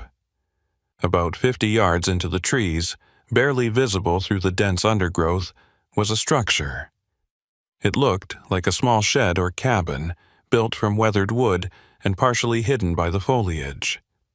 Luther called out to the sheriff and pointed toward the structure. None of them had noticed it before because the angle had been wrong, but from where Luther was standing now he could see it clearly. The sheriff and his deputy joined Luther, and together they made their way through the undergrowth toward the building. As they got closer, Luther could see that it was indeed a cabin, though calling it that might have been generous. It was more like a shack, roughly 10 feet by 10 feet with a single door and no windows. The wood was old and rotting, covered in moss and lichen, and the whole structure tilted at a precarious angle as if it might collapse at any moment. The sheriff approached the door carefully, his hand on the gun at his hip. He tried the handle and found it unlocked, the door swinging open with a creak that echoed through the quiet forest.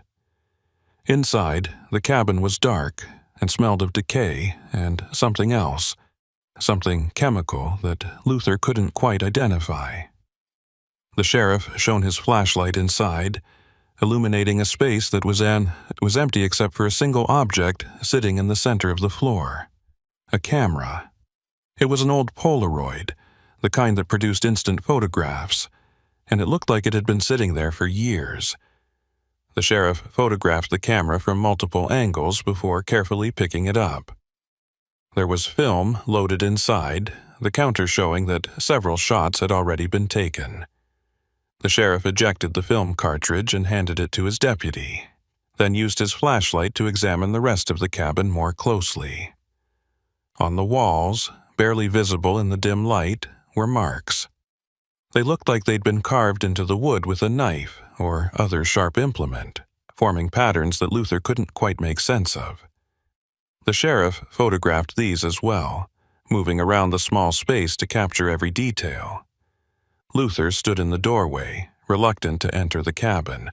There was something wrong about this place, something that made his skin crawl and his instincts scream at him to run. He could feel a presence here, not exactly hostile, but not welcoming either, watching and waiting to see what they would do. The sheriff seemed to feel it too because he finished his documentation quickly and backed out of the cabin, clearly eager to leave. They stood outside for a moment, catching their breath and trying to process what they'd found. The deputy asked if they should call in more resources, maybe get a forensics team out here to process the cabin properly. The sheriff agreed, but said they needed to finish their initial survey first. They spent another hour searching the area around Murphy's service station, looking for any other structures or evidence of what might have happened here. They found nothing else of interest, just more forest and the occasional piece of rusted metal or broken glass that might have been left over from the gas station's operation. As the afternoon wore on and the sky grew darker with approaching weather, the sheriff decided they'd done enough for one day. They made their way back to the patrol car, and Luther felt a sense of relief when they finally drove away from the ruins. Whatever was happening at Murphy's service station, whatever force had been documenting trucks and claiming victims for decades, it had felt stronger there, more concentrated, like they'd been standing at the center of something vast and malevolent, something that extended far beyond that small patch of forest. Back at the sheriff's office, they reviewed the photographs the sheriff had taken, comparing them to the images Meredith Claiborne had collected in her journal. The patterns carved into the cabin walls matched symbols Meredith had sketched. strange, geometric designs that didn't correspond to any language or system the sheriff recognized. Meredith's notes suggested she'd believed these symbols were some kind of map or guide, directions to something she'd been trying to find. But what that something was, she'd never clearly explained. Her journal entries became increasingly cryptic and disjointed toward the end, as if her obsession with the mystery had begun to affect her mental state. The last entry was dated 2 days before she disappeared, and consisted of just 3 words: "It sees everything." Luther asked the sheriff what he thought had happened to Meredith, whether she'd been killed or if she was still alive somewhere. The sheriff admitted he didn't know, but his gut told him she was gone. Whatever had claimed all those other victims over the years had claimed her too, and the woman who'd appeared in his office claiming to be Meredith had been something else, something wearing her face and using her identity. Luther asked if the sheriff believed in ghosts or spirits, or whatever you wanted to call them. The sheriff said he'd never been a religious man and had always prided himself on dealing with facts and evidence. But after everything that had happened in the past few days, he was starting to think the world was a lot stranger and more dangerous than he'd ever imagined. There were things out there that couldn't be explained by science or logic, things that operated according to rules humans didn't understand and probably weren't meant to understand. As darkness fell, Luther made a decision. He told the sheriff he wanted to spend the night at Murphy's service station, to see if whatever had appeared to him as a functioning gas station would appear again. The sheriff immediately said this was a terrible idea, that Luther would be putting himself in danger for no good reason. But Luther insisted. He explained that running hadn't worked, that hiding wasn't an option, and that the only way to end this was to confront it directly. He wanted to understand what had happened to him, why he'd been chosen, and what the connection was between the gas station and all those disappearances.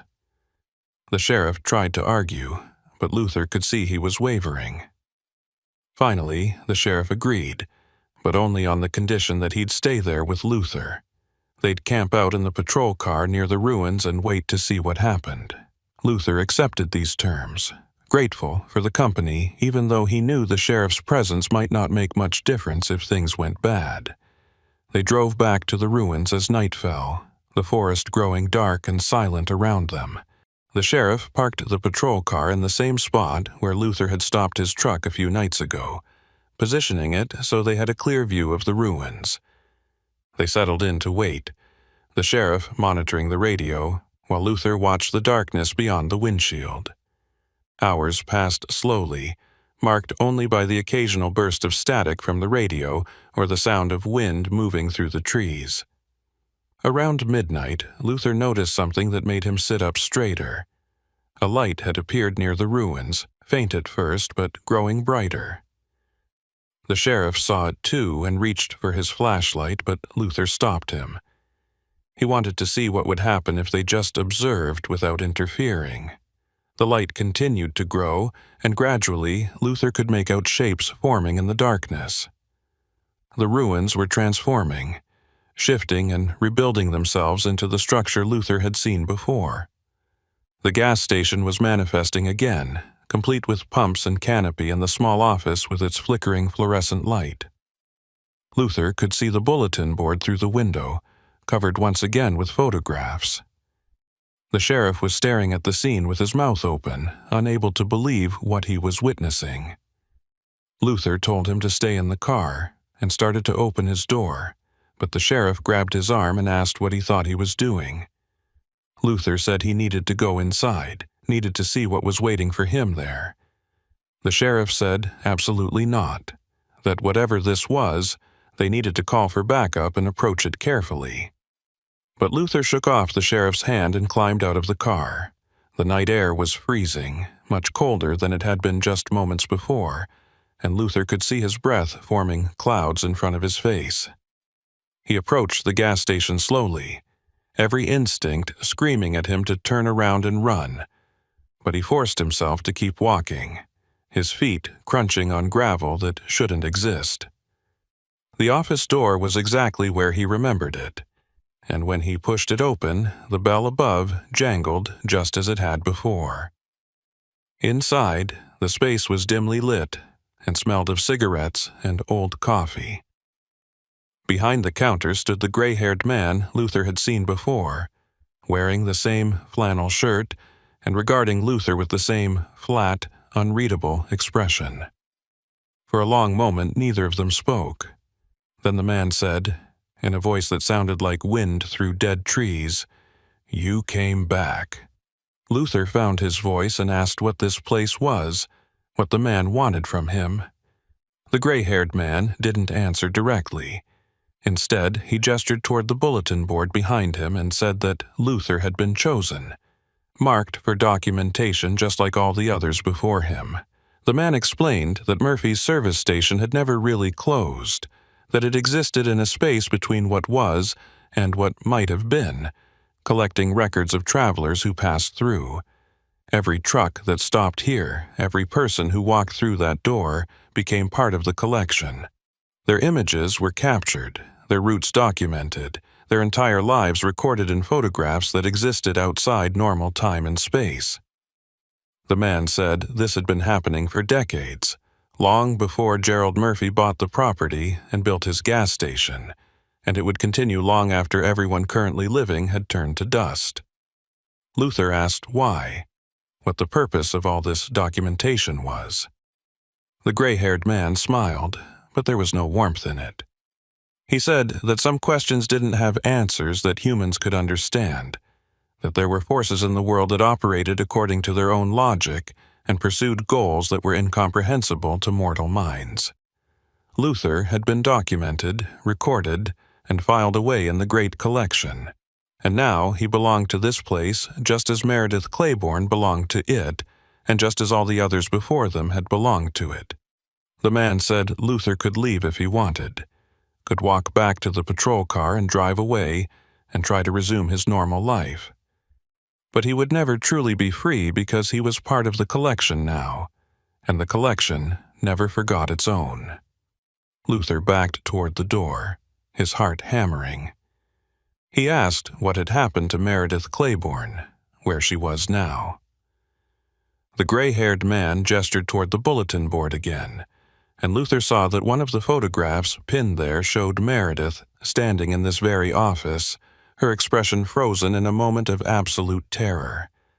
The man said she'd come looking for answers, just like Luther was doing now, and she'd found them. She'd learned the truth about Murphy's service station and all the disappearances, and that knowledge had changed her in ways she couldn't have anticipated. She was part of the collection now, existing in the photographs and the spaces between, forever documented and filed away. Luther asked if that was his fate too, if he would end up trapped in a photograph like Meredith. The gray-haired man said that was up to Luther. He could accept his place in the collection willingly, or he could fight it and make things more difficult for everyone involved. Either way, the outcome would be the same. Luther turned and ran from the office, bursting out into the cold night air. Behind him, he heard the gray-haired man calling out, saying there was no point in running, that Luther would always find his way back here eventually. Luther didn't look back. He sprinted toward the patrol car where Sheriff Tullis was waiting with the engine running. Luther threw himself into the passenger seat and yelled at the sheriff to drive, to get them away from this place as quickly as possible. The sheriff didn't need to be told twice.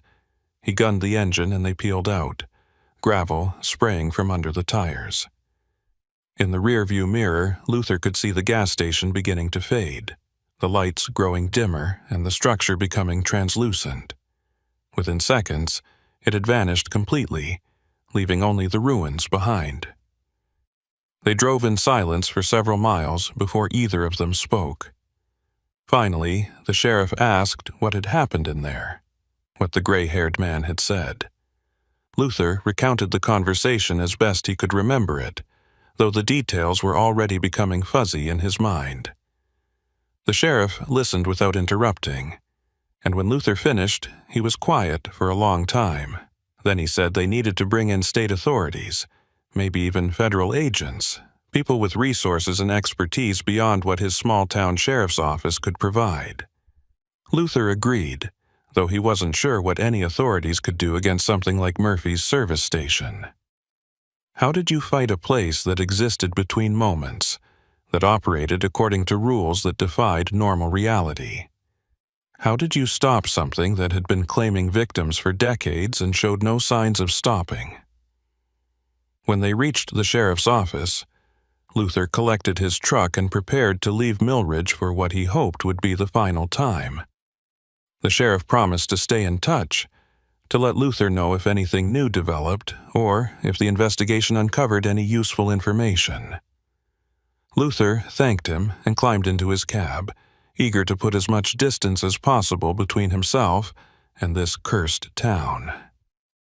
As he drove away, he noticed something tucked under his windshield wiper. Another photograph. This one showed him standing in the office at Murphy's service station, captured from behind as he faced the gray-haired man. Luther's hands were raised slightly, as if in surrender or supplication, and the expression on the back of his head somehow conveyed absolute terror, even though his face wasn't visible. Luther grabbed the photograph and crumpled it up, throwing it onto the passenger seat, but even as he did so, he knew it wouldn't matter. He was part of the collection now, documented and filed away, and no amount of running would change that. Luther drove through the night, heading east toward Billings, but never quite sure if he'd actually arrive. The highway stretched ahead of him, familiar and yet somehow different, as if he was traveling through a landscape that existed slightly out of phase with normal reality. Every rest area he passed, every gas station and diner, seemed to shimmer at the edges of his vision, threatening to transform into something else. Several times he saw other trucks on the road and wondered if their drivers were part of the collection too, if they'd all been marked and documented and claimed by Murphy's service station or places like it. Maybe the whole world was full of these in-between spaces, traps disguised as ordinary locations, waiting for unsuspecting travelers to stop and become part of their collections. When Luther finally reached his apartment in Billings, dawn was breaking and he felt like he'd been awake for a week. He parked his truck and sat in the cab for a long time, watching the sun rise over the city and wondering if this was real or just another manifestation of the gas station. Eventually, he climbed out and made his way to his apartment, half expecting to find it filled with photographs like Meredith Claiborne's house had been. But everything was as he'd left it, mundane and normal and reassuringly solid. Luther locked the door behind him, checked all the windows to make sure they were secure, and collapsed onto his couch. Sleep claimed him almost immediately, pulling him down into dreams full of bulletin boards and gray-haired men and gas stations that existed everywhere and nowhere all at once. Luther never drove through that part of Montana again. He told his dispatcher he wouldn't accept any more deliveries to Millridge or anywhere within 100 miles of it, and when asked why, he gave vague excuses about bad roads and unreliable clients. He switched to routes that kept him on major highways, avoiding backroads and county routes whenever possible. He never stopped at small, independent gas stations anymore, only pulling into large truck stops affiliated with national chains. And every night before he went to sleep, he checked his truck thoroughly to make sure there were no photographs tucked under the wipers or slipped through the door handles. Sometimes he found them anyway, images of his truck taken from impossible angles, printed on that same vintage photo paper.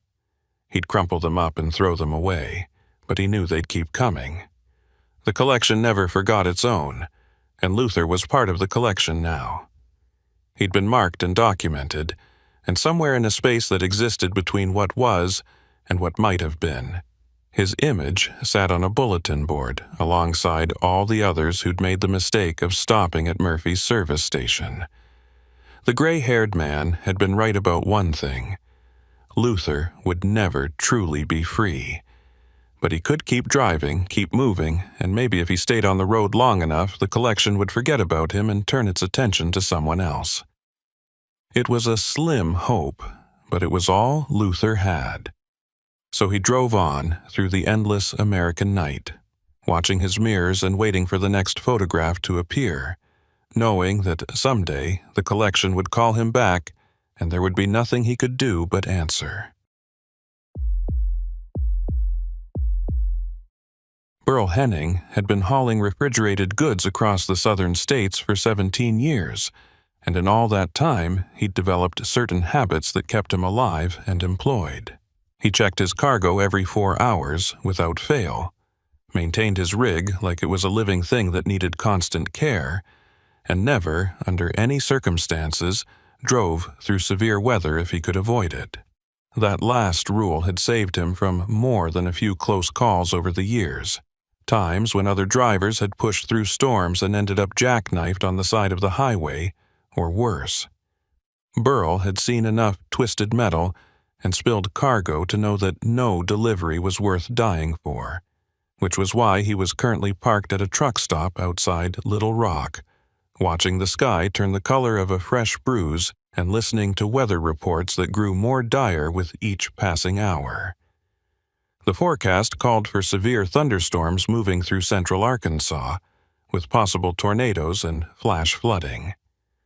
Burl had called his dispatcher to explain the situation, and after some back and forth about deadlines and customer expectations, they'd agreed he could wait out the worst of it before continuing north. The truck stop was crowded with other drivers who'd made the same calculation, their rigs lined up in neat rows facing the building. Burl had claimed a spot near the back of the lot, positioning his truck so he could see the highway and the approaching storm. He'd been through his share of bad weather over the years, everything from blizzards in the Dakotas to ice storms in Tennessee, but there was something about these southern thunderstorms that made him particularly nervous. They came on fast and hit hard, turning day into night, and roads into rivers in a matter of minutes. The wind could flip a fully loaded 18-wheeler like it was a toy, and the lightning strikes were frequent enough to be genuinely dangerous. Burl had lost count of how many times he'd seen trees split in half or transformers explode during storms like this, cascades of sparks raining down onto roads and buildings below. He'd learned to respect the weather in a way that some younger drivers hadn't, and that respect had kept him out of trouble more times than he could remember. The first drops of rain started falling around 6 in the evening, fat and heavy and warm. Within minutes, it had escalated to a downpour, sheets of water hammering against Burl's windshield with enough force to make visibility nearly zero. The wind picked up shortly after, rocking his truck on its suspension and howling around the cab like something alive. Burl settled into his sleeper berth with a sandwich and a thermos of coffee, content to wait out the storm in relative comfort. He had a small television mounted in the sleeper that picked up a few local channels, and he watched the news coverage of the storm with detached interest. The meteorologists were practically gleeful as they tracked the system, pointing out rotation in the clouds and warning viewers to take shelter immediately. Burl had seen enough of these weather events to know that while they were certainly dangerous, the actual risk was often overstated for dramatic effect. As long as he stayed put and didn't do anything stupid, he'd be fine. The storm raged for about 2 hours before beginning to move east, the rain tapering off to a steady drizzle and the wind dying down to occasional gusts. Burl watched other drivers starting to fire up their engines and head back out onto the highway, eager to make up lost time. He considered joining them but decided to give it another hour, let the roads drain a bit, and make sure there weren't any downed power lines or flooding on his route. His dispatcher had stopped calling after the first hour of the storm, which Burl took as a good sign that they'd accepted the delay. He made himself another cup of coffee and scrolled through his phone, catching up on messages from his ex-wife about their daughter's upcoming graduation.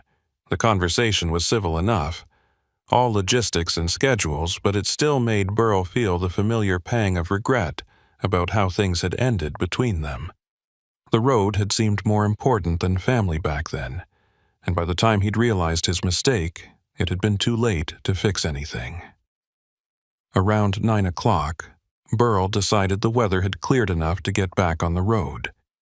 He did his post-storm inspection, checking for any damage to his truck or cargo, and found everything intact. The refrigeration unit was running smoothly, maintaining the precise temperature needed to keep his load of frozen foods from spoiling. Burl pulled out of the truck stop and merged onto the highway, joining the moderate flow of traffic heading north. The roads were slick and covered with debris, branches and leaves, and the occasional piece of twisted metal that had been torn loose by the wind. Burl drove carefully, keeping his speed down and watching for standing water that might hide deeper problems beneath the surface. The highway stretched ahead of him through flat farmland, the fields on either side invisible in the darkness beyond his headlights. Arkansas was beautiful country during the day, all rolling hills and dense forests, but at night it could feel oppressively empty, like driving through a void with nothing but the dotted line to guide you. Burl had been driving for about 40 minutes when he came around a long curve and saw something that made him immediately start slowing down. About half a mile ahead, emergency lights were flashing red and blue against the darkness, illuminating what looked like a major accident. As Burl got closer, he could see that a semi-truck had left the road and ended up in the ditch that ran alongside the highway. The trailer had separated from the cab and was lying on its side, its contents spilled across the shoulder and into the adjacent field. Several police cars and an ambulance were already on scene, their lights creating a strobing effect that made it hard to see details clearly. Burl pulled over well before reaching the accident site, not wanting to add to the congestion or get in the way of emergency responders. He grabbed his reflective vest and flashlight from behind his seat and climbed down from his cab, intending to see if there was anything he could do to help. The scene was chaos. Police officers were directing traffic around the accident, waving cars and trucks past while trying to keep rubberneckers from stopping. Burl approached one of the officers and identified himself as a fellow trucker, asking if the driver was okay and whether they needed any assistance. The officer looked stressed and exhausted, rain dripping from the brim of his hat. He told Burl that the driver appeared to be fine, though badly shaken, and that they had the situation under control. But then he paused and looked Burl over, seeming to make some kind of calculation. He asked if Burl had any experience with hazardous materials or knew anything about proper cargo handling. Burl said he'd been driving for 17 years and had hauled just about everything imaginable at one point or another. The officer nodded and told Burl to follow him, leading him away from the main accident site toward where the trailer had come to rest. As they walked, the officer explained that the accident had occurred about an hour ago, right as the worst of the storm was passing through. The driver claimed he'd been moving at a safe speed when a gust of wind had caught his trailer and pushed him off the road. The cab had stayed upright, but the trailer had rolled, breaking the connection and spilling its cargo. That cargo, the officer said, was what had them concerned.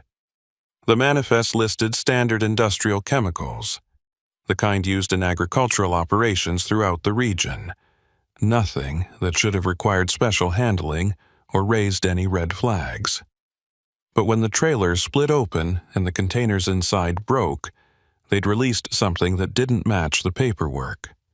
The officer pulled out his phone and showed Burl several photos taken shortly after the accident. The images showed the trailer's interior, lined with drums and containers of various sizes, many of them ruptured and leaking. But what caught Burl's attention was the color of the liquid that had spilled out. It wasn't the clear or slightly tinted fluid you'd expect from agricultural chemicals. It was thick and dark, almost black, and where it had soaked into the ground, the soil seemed to be smoking or steaming. Burl asked what they thought it actually was, and the officer admitted they had no idea. They'd called in a hazmat team from the state capitol, but it would be at least another hour before they arrived.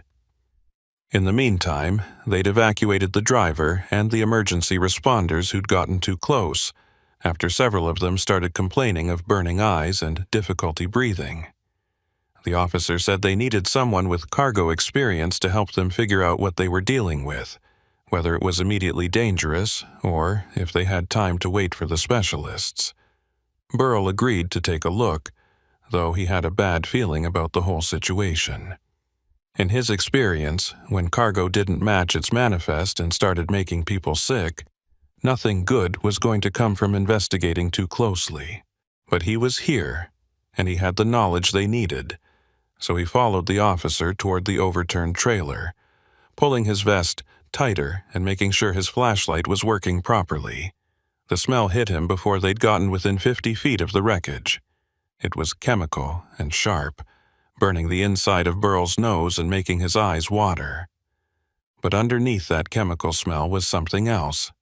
Something organic and rotten that reminded Burl of the time he'd hauled a load of spoiled meat that had been sitting in a broken refrigeration unit for 3 days. The officer stopped at what he deemed a safe distance and told Burl not to get any closer than necessary. Burl nodded and approached the trailer carefully, playing his flashlight beam across the twisted metal and spilled containers. The trailer had been hauling a mixed load, with drums of various sizes secured to pallets. Many of these drums had broken open in the crash, their contents mixing together on the ground and creating the smoking, steaming mess the officer had described. Burl counted at least 30 drums, maybe more, and tried to read the labels on the ones that were still intact. What he saw made him stop in his tracks. The drums were labeled with standard hazmat symbols and shipping codes, but the company names didn't match any suppliers Burl recognized.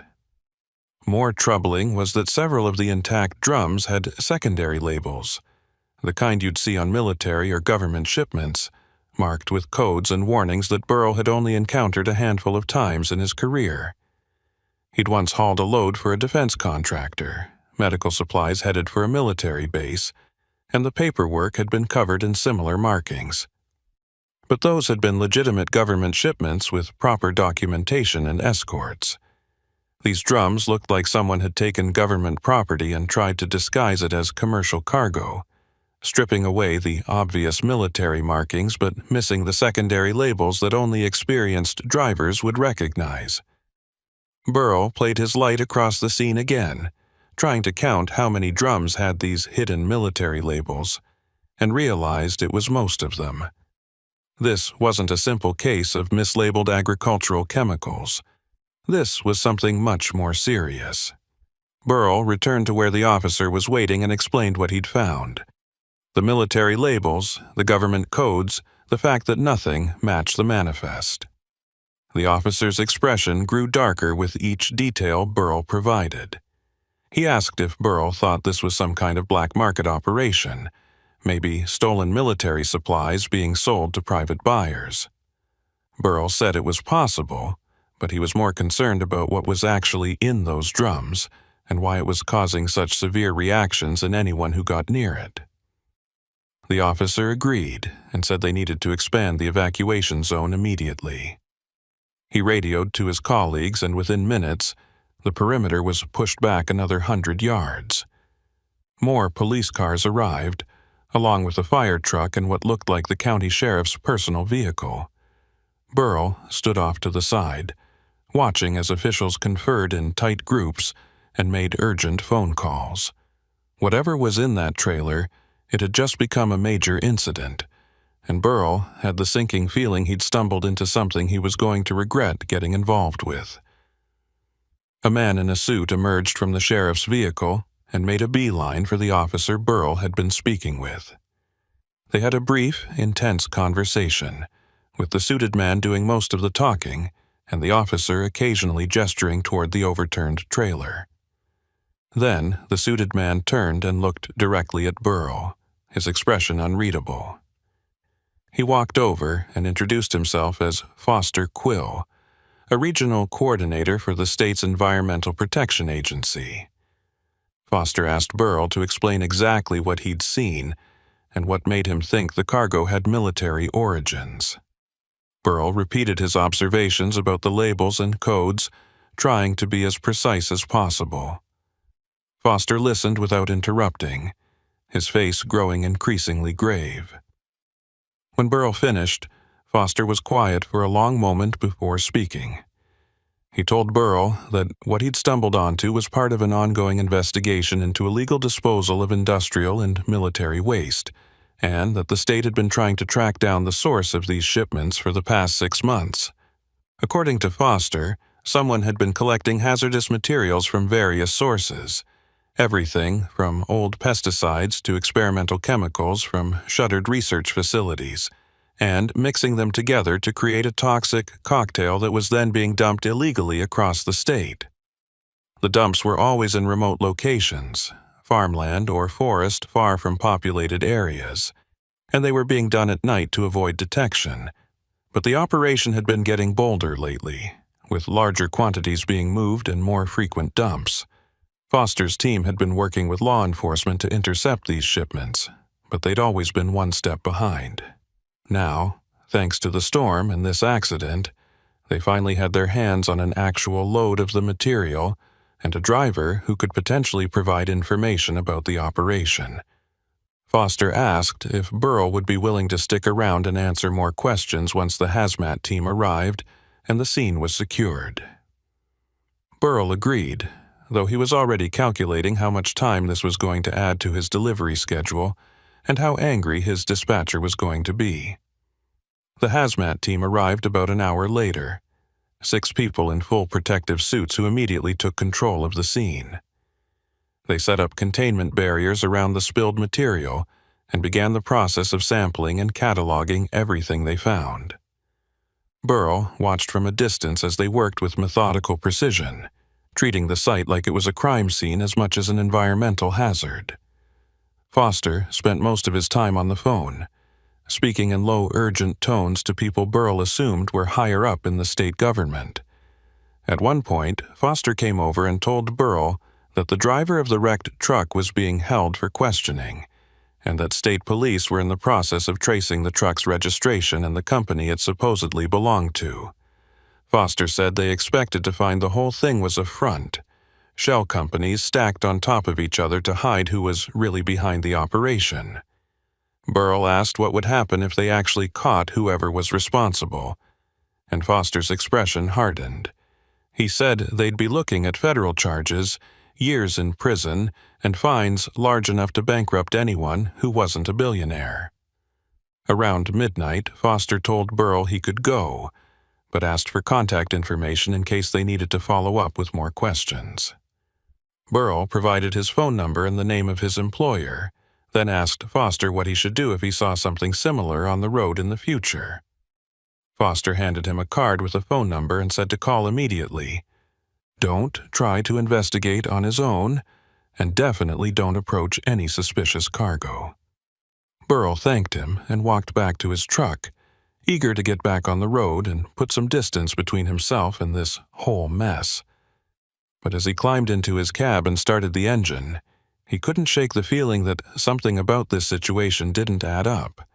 The military labels, the government codes, the sophisticated operation to disguise and transport illegal materials. It all pointed to something bigger than just a few criminals trying to make money off illegal dumping.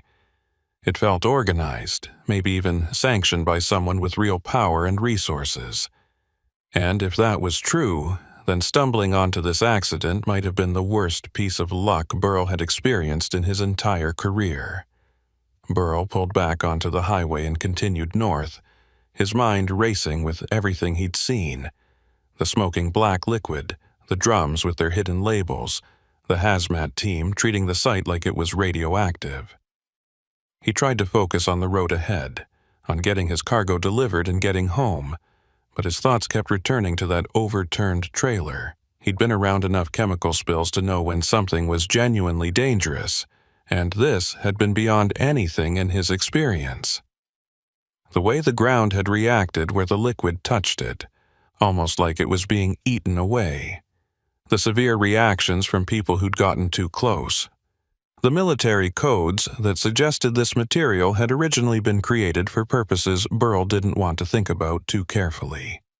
He found himself checking his mirrors obsessively, half expecting to see police cars or unmarked government vehicles following him, though that was probably just paranoia talking.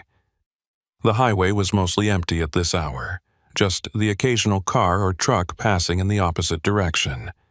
Burl kept his speed steady and his attention focused, but part of his mind was elsewhere, turning over the details of the accident and trying to make sense of what he'd witnessed. Foster had said this was part of an ongoing investigation, which meant the overturned trailer wasn't an isolated incident. Someone had been doing this for months, moving toxic materials across Arkansas and dumping them where no one would find them until it was too late. Burl wondered how much of this stuff was already out there, buried in farmland or hidden in forests, slowly leaking into groundwater and soil.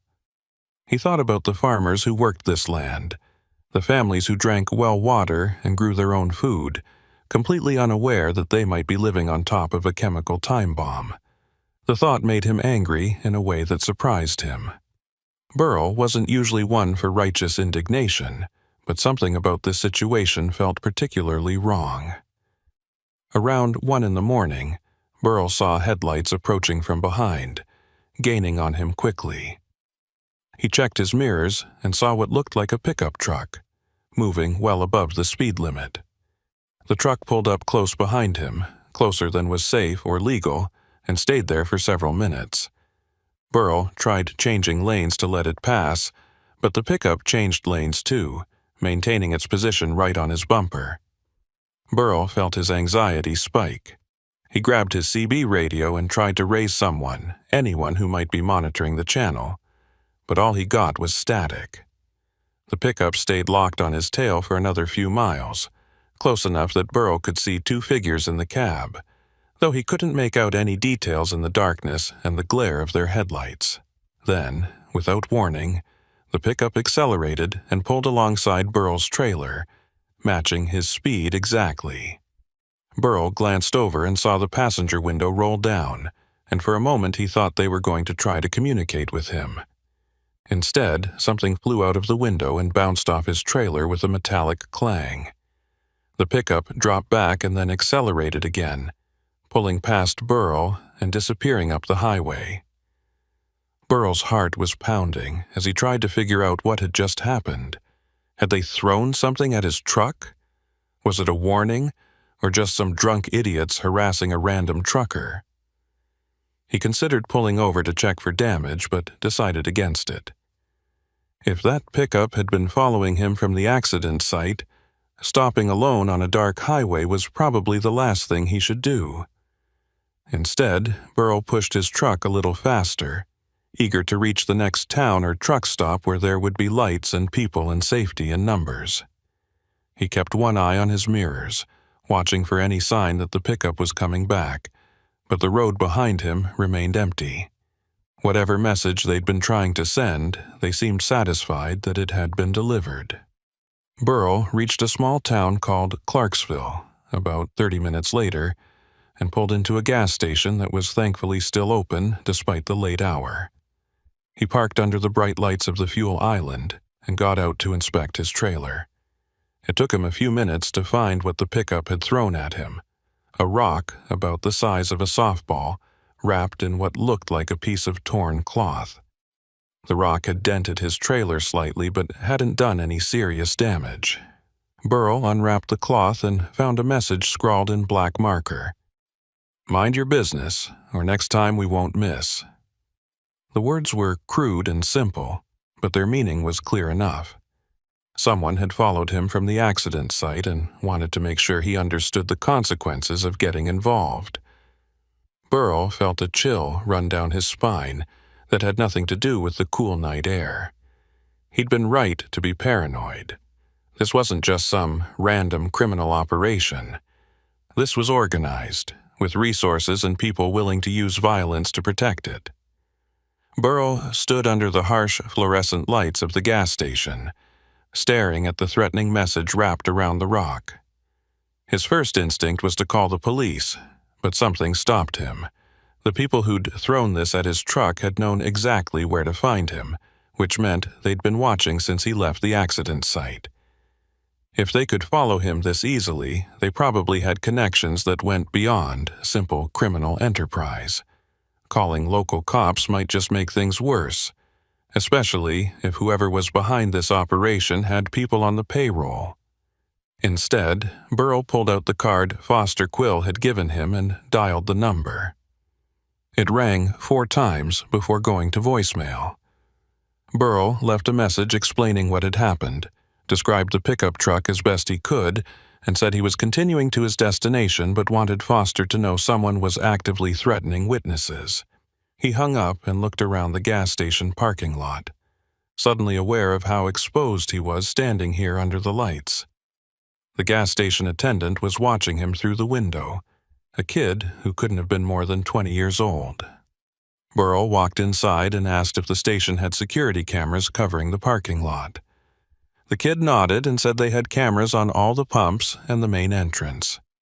Burrell explained that someone had thrown something at his truck, and he wanted to know if the footage might have caught a pickup following him into the lot. The kid seemed uncertain about sharing security footage with a random customer, but Burrell's obvious distress and the professional demeanor he'd cultivated over years of dealing with difficult situations eventually won him over. The kid disappeared into a back office and returned a few minutes later with a grainy printout from the security system. The image quality was poor, but it clearly showed a dark-colored pickup truck with mud-covered license plates pulling into the lot about 30 seconds after Burrell had arrived. The truck had circled through the lot once, as if the occupants were checking to make sure Burrell had gotten their message, then left without stopping. Burrell thanked the kid and asked if he could keep the printout. The attendant said sure, they could print as many copies as needed. Burrell folded the paper carefully and tucked it into his jacket pocket along with the threatening note. He bought coffee and a sandwich he had no appetite for, mostly just to have an excuse to stay inside the well-lit station a little longer. While he ate, he tried to think through his options logically. He could abandon his current load and head straight home, but that would mean explaining to his dispatcher why he'd failed to complete a delivery, and it probably wouldn't stop whoever was threatening him from finding him again. He could go to the police despite his reservations, but without more evidence than a rock and a note. He wasn't sure they'd take the threat seriously enough to provide any real protection. Or he could do what the note said and mind his own business, complete his delivery and hope that staying quiet would be enough to keep him safe.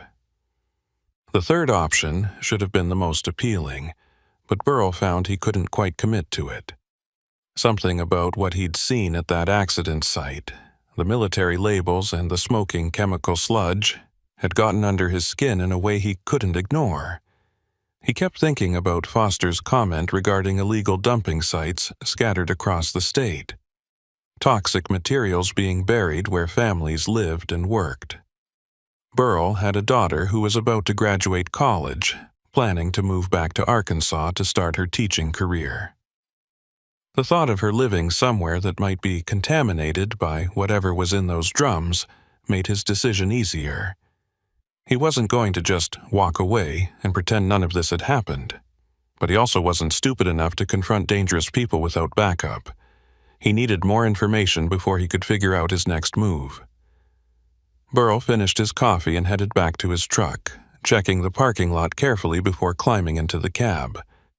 The rock and its threatening message went into his glove box along with the security footage printout.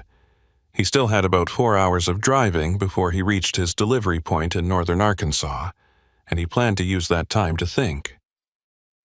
The highway was empty as he pulled back onto it, just darkness stretching in all directions and the occasional distant farmhouse light. Burrell kept his speed steady and his senses alert, watching for any sign of the pickup truck returning. His CB radio remained mostly quiet, just occasional bursts of chatter from other drivers too far away to make out clearly. Around 2:30 in the morning, Burrell's phone rang. It was Foster Quill, calling back about the voicemail. Foster sounded exhausted but also deeply concerned. He asked if Burl was somewhere safe, and Burl explained he was back on the highway, heading to complete his delivery. Foster told him that was probably the smartest thing he could do at this point. Just act normal and don't do anything that might draw more attention. The investigation at the accident site had revealed that the drums contained exactly what Foster had feared: a mixture of industrial chemicals, banned pesticides, and what appeared to be waste from some kind of biological research facility. The hazmat team had found traces of compounds that shouldn't exist outside of government-controlled laboratories, stuff that was so dangerous it required special permits and protocols just to transport. Someone had collected all of this material from various sources and was mixing it together, creating something even more toxic than the individual components. The fact that they were then dumping this nightmare cocktail across Arkansas suggested either complete disregard for human life or something more sinister, though Foster couldn't imagine what purpose it could serve beyond making vast swaths of land uninhabitable. Foster said the driver of the wrecked truck had lawyered up immediately and wasn't talking. But state police had traced the truck's registration to a shell company based in Delaware that existed only on paper. Burl asked if Foster had any leads on who might be behind the operation, and there was a long pause before the answer came. Foster said they had suspicions, but nothing concrete enough to act on.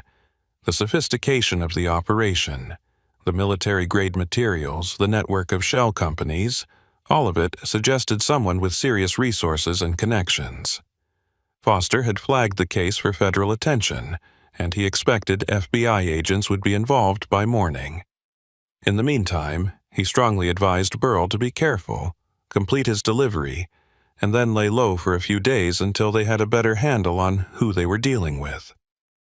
Foster promised to keep Burl updated as the investigation progressed, and told him to call immediately if anyone approached him or if he noticed anything else suspicious. Burl agreed and hung up, feeling only marginally better about the situation. At least Foster was taking the threat seriously, which meant Burl wasn't being paranoid about the danger he might be in. The remainder of the drive passed without incident, though Burl couldn't shake the feeling of being watched.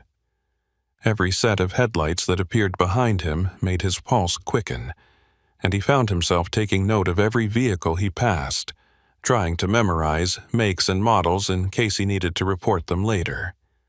By the time he reached his delivery location, a distribution center on the outskirts of a small town called Berryville, dawn was breaking, and Burl felt like he'd aged 10 years overnight. The unloading crew was efficient and professional, and within an hour, Burl was back on the road with an empty trailer, officially done with this particular job. He should have felt relieved, but instead his anxiety was growing. Now that he wasn't focused on making his delivery, his mind was free to fully process everything that had happened, and the implications were becoming clearer and more frightening.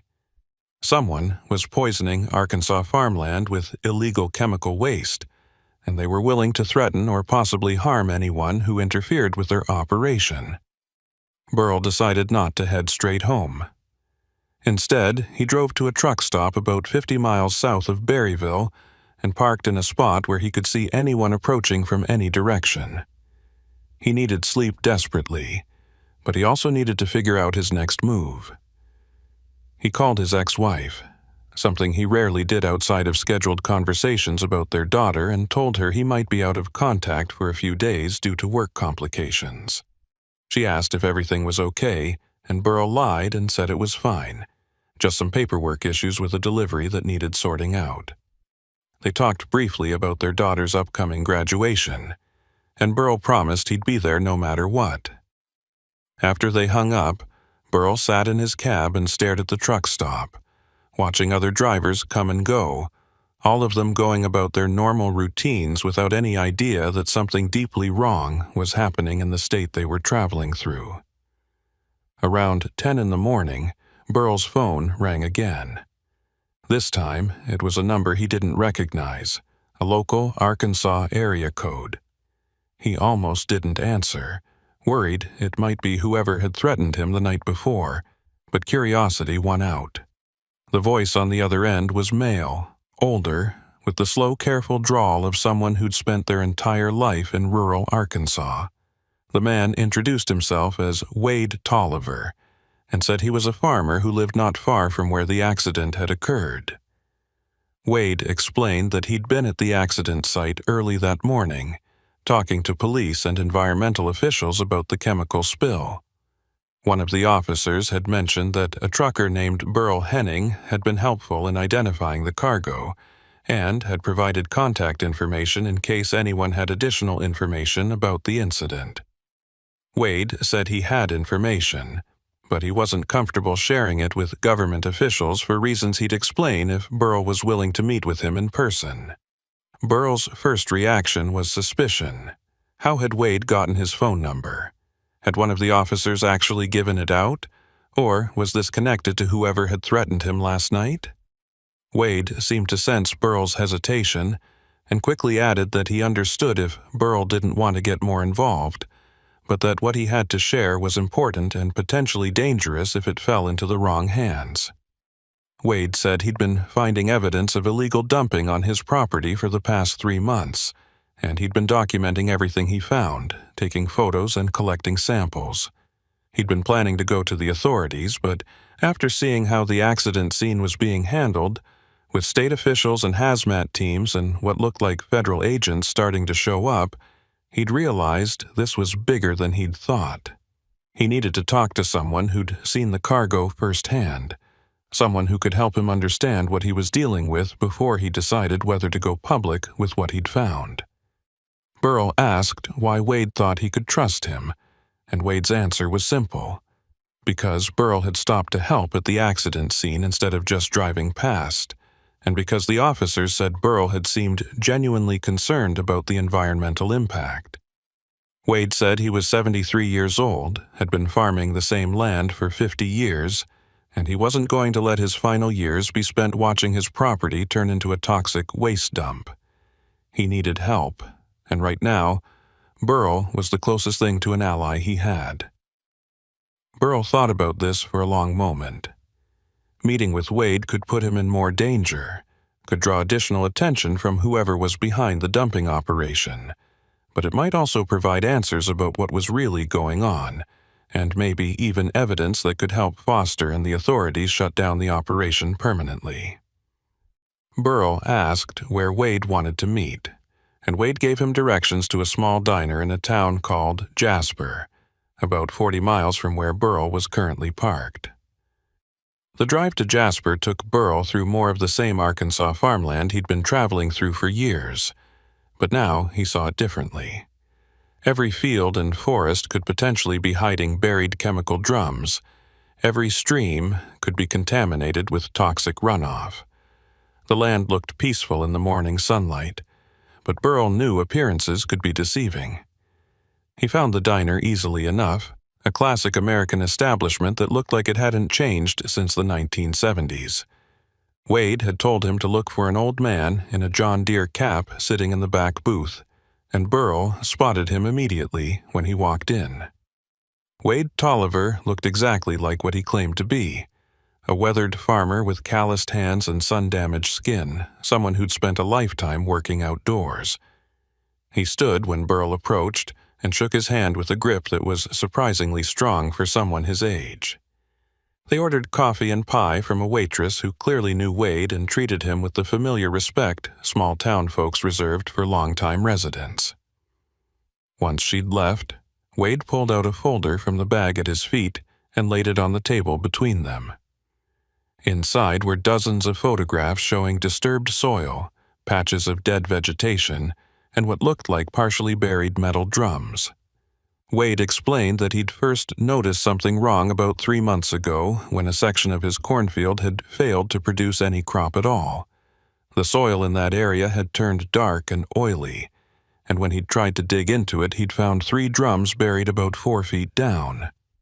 He'd been smart enough not to open them, but he'd photographed them extensively and then called the county environmental office to report the find.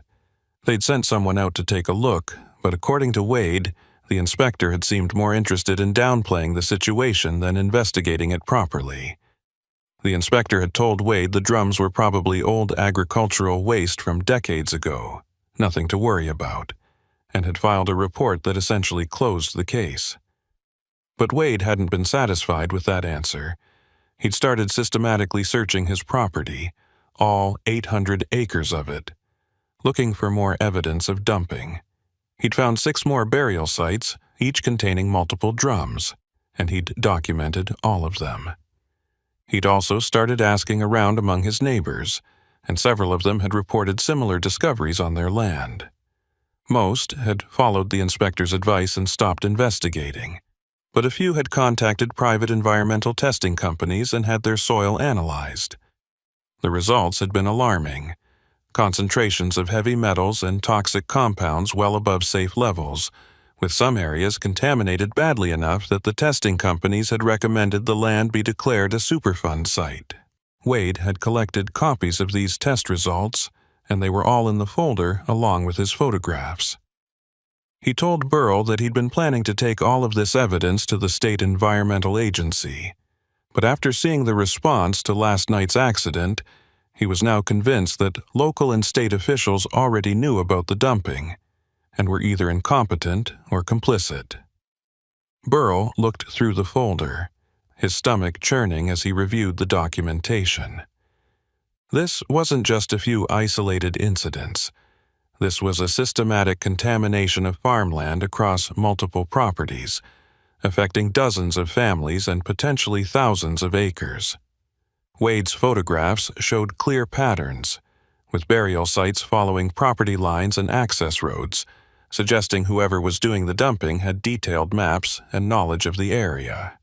Some of the drums visible in the photos had the same secondary military labels Burrell had seen on the cargo from last night's accident, confirming that this was all connected. Burrell asked Wade if he'd noticed any suspicious activity on his property, trucks coming and going at odd hours or people surveying his land. Wade said he hadn't seen anything personally, but one of his neighbors claimed to have spotted trucks with covered trailers driving through the area late at night, always taking back roads and avoiding the main highways. Wade leaned forward and lowered his voice, even though the diner was nearly empty and nobody was sitting close enough to overhear. He said he'd been doing some research into who owned the properties where dumping had been discovered, and he'd found something disturbing. Over the past 2 years, several of the affected farms had been quietly purchased by the same investment group, a company called Tallgrass Agricultural Holdings. The sales had been handled discreetly, with non-disclosure agreements and terms that prevented the former owners from discussing the transactions. Wade had managed to track down one of these former owners, a man who'd farmed his whole life before suddenly selling his land and moving to Florida. The man had been reluctant to talk, but Wade had eventually convinced him to share at least some of what had happened. According to this former farmer, Tallgrass had approached him with an offer to buy his property at well above market value, but only if he agreed to leave immediately and never return. When he'd asked why they were willing to pay so much, they'd told him the land had been contaminated by industrial dumping and was essentially worthless for agricultural purposes. They were buying it as part of a cleanup effort, they claimed, but they needed all the former owners gone so they could work without interference. Burrell asked if Wade thought Tallgrass was behind the dumping, using contamination as an excuse to buy up farmland cheaply and then resell it for development or other purposes. Wade said that's exactly what he thought, and he believed the dumping was deliberate, a way to force farmers off their land without having to pay fair prices. Once they'd contaminated an area badly enough, they could buy it for pennies on the dollar, then either sit on it until the contamination naturally degraded or use their connections to get the land reclassified as non-agricultural so it could be developed. Wade said he'd found records of Tallgrass acquiring more than 15,000 acres across central Arkansas over the past 2 years, and every single one of those properties had been purchased under similar circumstances. If his theory was correct, this wasn't just illegal dumping. This was a coordinated land grab, using environmental terrorism to drive farmers into financial ruin so they'd be forced to sell. Burl sat back in the booth, trying to process what Wade was telling him. If this was true, it explained the military-grade chemicals and the sophisticated operation. Whoever was behind Tallgrass had resources and connections that went far beyond typical criminals.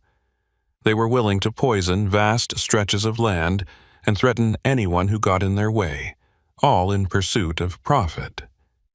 Burl asked Wade what he planned to do with all this evidence, and Wade's answer was simple. He wanted to go to the FBI directly, bypass local and state officials entirely, and hope that federal agents would take the situation seriously enough to investigate.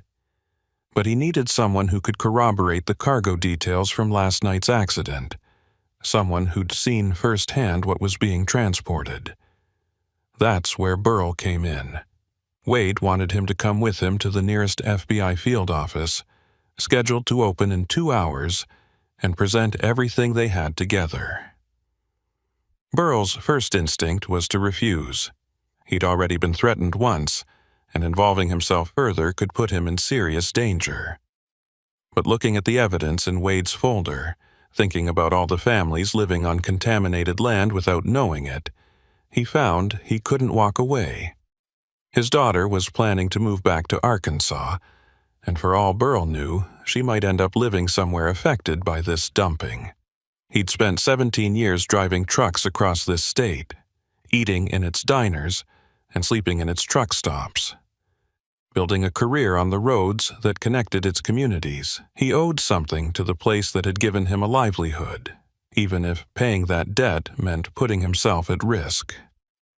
Burl told Wade he'd do it. They'd go to the FBI together and present everything they had, and hope it was enough to start a real investigation. Wade's relief was visible, his weathered face relaxing into something approaching a smile. He said he'd been prepared to go alone if necessary, but having Burl's testimony about the cargo would make their case much stronger. They spent the next hour going through all of Wade's evidence, organizing it in a way that would make sense to federal investigators. Wade had been thorough, documenting dates and locations and connecting everything to public records about property sales and corporate filings. Between his evidence and Burl's first-hand account of the accident scene, they had the foundation for a compelling case that something seriously criminal was happening in Arkansas. Around 11:30, they paid for their coffee and pie and headed out to the parking lot. Wade's truck was an old Ford that had clearly seen better days, but it started reliably enough. They agreed that Wade would follow Burl to the FBI field office in Little Rock, a drive that would take about 2 hours. Burl climbed into his truck and pulled out of the diner parking lot, checking his mirrors to make sure Wade was behind him. The drive back south felt longer than it should have, every mile filled with anticipation and worry about what would happen once they reached the FBI.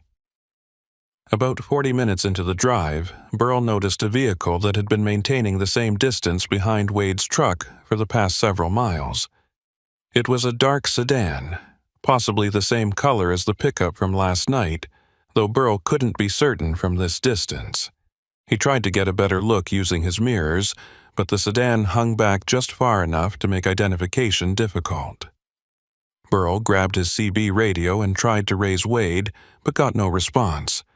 He'd given Wade his cell number at the diner, so Burl called him instead. Wade answered on the third ring, and Burl asked if he'd noticed the sedan following them. Wade checked his mirror and confirmed he could see it, then asked if Burl thought they were being followed. Burl said he didn't know for sure, but they should assume the worst and take precautions. He told Wade to stay close and not to stop for anything until they reached the FBI office. They continued driving, and the sedan continued following at the same steady distance. Burl tried to convince himself it was just coincidence, that this was a public highway, and other people had legitimate reasons to be traveling the same route. But his instincts told him otherwise. Someone knew what they were planning and was monitoring their movements, waiting to see if they'd actually go through with reporting to federal authorities. Burrell called Foster Quill and explained the situation, and Foster immediately told him to call 911 if the sedan made any aggressive moves. Foster said he'd alert the FBI field office that they were coming and what they were bringing with them, so agents would be ready to take their statements as soon as they arrived. Foster also said he'd send a message to state police asking them to be on alert for any vehicles matching the sedan's description. Burrell thanked him and hung up, then focused on driving as carefully as possible. The last thing they needed was to get into an accident before they could deliver their evidence. The sedan stayed with them for another hour, never getting closer but never falling behind enough to lose visual contact. As they approached Little Rock, traffic began to increase and Burrell started to hope they'd lose the sedan in the urban congestion. But whoever was driving seemed to be an expert at surveillance, maintaining their tail even as other vehicles moved between them. Burrell could feel his heart pounding as they exited the highway and began navigating city streets toward the FBI field office. According to his GPS, they were less than 5 minutes away when the sedan suddenly accelerated, pulling alongside Wade's truck in the lane next to him. Burrell watched in horror as the sedan's passenger window rolled down and something was thrown toward Wade's vehicle. There was a flash of fire and smoke, and Wade's truck swerved violently before crashing into a parked car on the side of the street. Burrell slammed on his brakes and pulled over immediately, his truck screeching to a halt about 50 feet past where Wade's vehicle had crashed. He threw open his door and jumped down, running back toward the smoking wreckage. The sedan that had thrown the projectile was already accelerating away, disappearing into traffic before Burrell could get a clear look at the license plate. Other drivers were stopping as well, some pulling out phones to call 911, others just staring in shock at the scene. Burrell reached Wade's truck and found the driver's side door crumpled from impact with the parked car. The window had been blown out by whatever had been thrown at it, and smoke was billowing from the interior.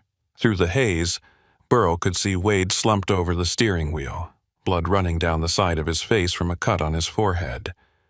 Burrell tried the door, but it was jammed shut from the collision.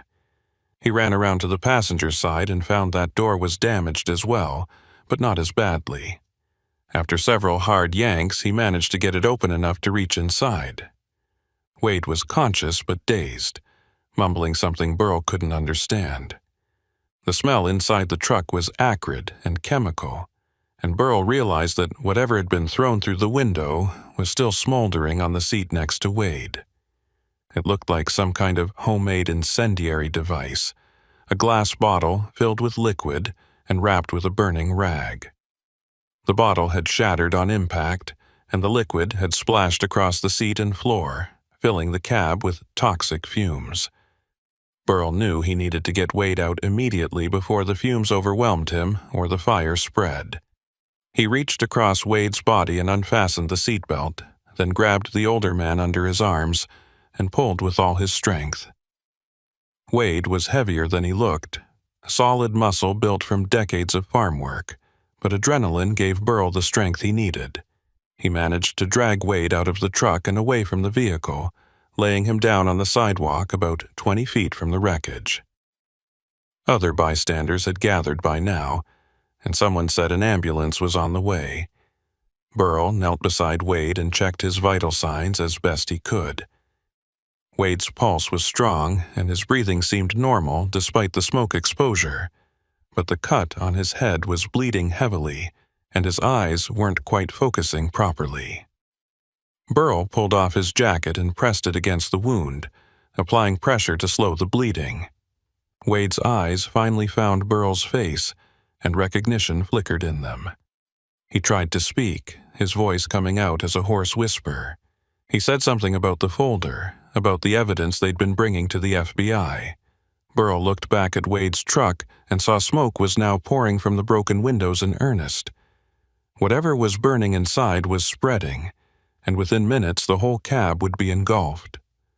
The folder, with all of Wade's documentation, the photographs and soil test results and property records, was still inside the truck. Without that evidence, they had nothing concrete to present to federal investigators, just their testimony, which could easily be dismissed or discredited. Burl made a split-second decision that he'd spend the rest of his life questioning. He told Wade to stay put and keep pressure on the wound, then ran back toward the burning truck. Several bystanders shouted at him to stop, that it was too dangerous, but Burl ignored them. He reached the passenger door and could feel the heat radiating from inside even before he looked in. The fire had spread from the initial impact point and was now consuming the seat cushions and climbing up the door panels. Burl could see the folder on the floor of the passenger side, partially hidden under debris from the shattered window. He took a deep breath, held it, and reached into the cab. The heat was intense and the smoke immediately made his eyes water. His fingers found the folder, and he grabbed it, pulling it free just as flames licked across the dashboard. He stumbled backward, clutching the folder to his chest, and got about 10 steps away before the truck's gas tank ignited with a dull whump that knocked him off his feet. Burl hit the pavement hard, the folder flying from his hands and scattering papers across the sidewalk. He rolled over and looked back to see Wade's truck fully engulfed in flames, black smoke billowing into the sky. His ears were ringing from the explosion, and he could feel burns on his hands and face where the heat had touched him. But he was alive, and more importantly, he'd recovered the evidence. Other people rushed over to help him, asking if he was okay, pulling him further from the burning vehicle. Burl nodded numbly and started gathering the scattered papers, shoving them back into the folder with shaking hands. Someone brought him a bottle of water, and he used it to cool his burned hands, hissing at the pain. In the distance, sirens were approaching, multiple emergency vehicles converging on the scene. Burl looked over to where Wade was lying and saw that an off-duty nurse had taken over applying pressure to his wound. Wade's eyes found Burl's again, and he mouthed 2 words. "Thank you." The ambulance arrived first, followed quickly by police cars and a fire truck. Paramedics split into 2 teams, one working on Wade and the other checking Burl for injuries. Burl's burns were mostly first-degree, painful but not serious, and the paramedics treated them with cooling gel and bandages. Wade was in worse shape with a possible concussion and definite smoke inhalation, so they loaded him onto a stretcher and prepared to transport him to the hospital. Before they could take him away, Burl pushed past the paramedics and pressed the folder into Wade's hands. He told Wade to give this to the FBI, to tell them everything, and not to let anyone take it from him until federal agents had seen every page. Wade gripped the folder like it was the most precious thing in the world and nodded. Then the paramedics loaded him into the ambulance and drove away, sirens wailing. Burl gave his statement to the police, explaining about the sedan that had followed them and thrown the incendiary device. He described the vehicle as best he could, though he hadn't gotten a clear look at the license plate or the occupants. The officers took notes and assured him they'd review traffic camera footage from the area to try to identify the vehicle. One of them asked why Burl and Wade had been targeted, and Burl explained about the illegal dumping operation and the evidence they'd been planning to present to the FBI.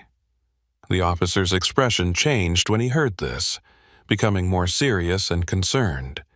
He excused himself and made a phone call, speaking in low tones that Burl couldn't quite hear. When he returned, he told Burl that FBI agents were on their way to take over the investigation, and that Burl should wait at the scene until they arrived.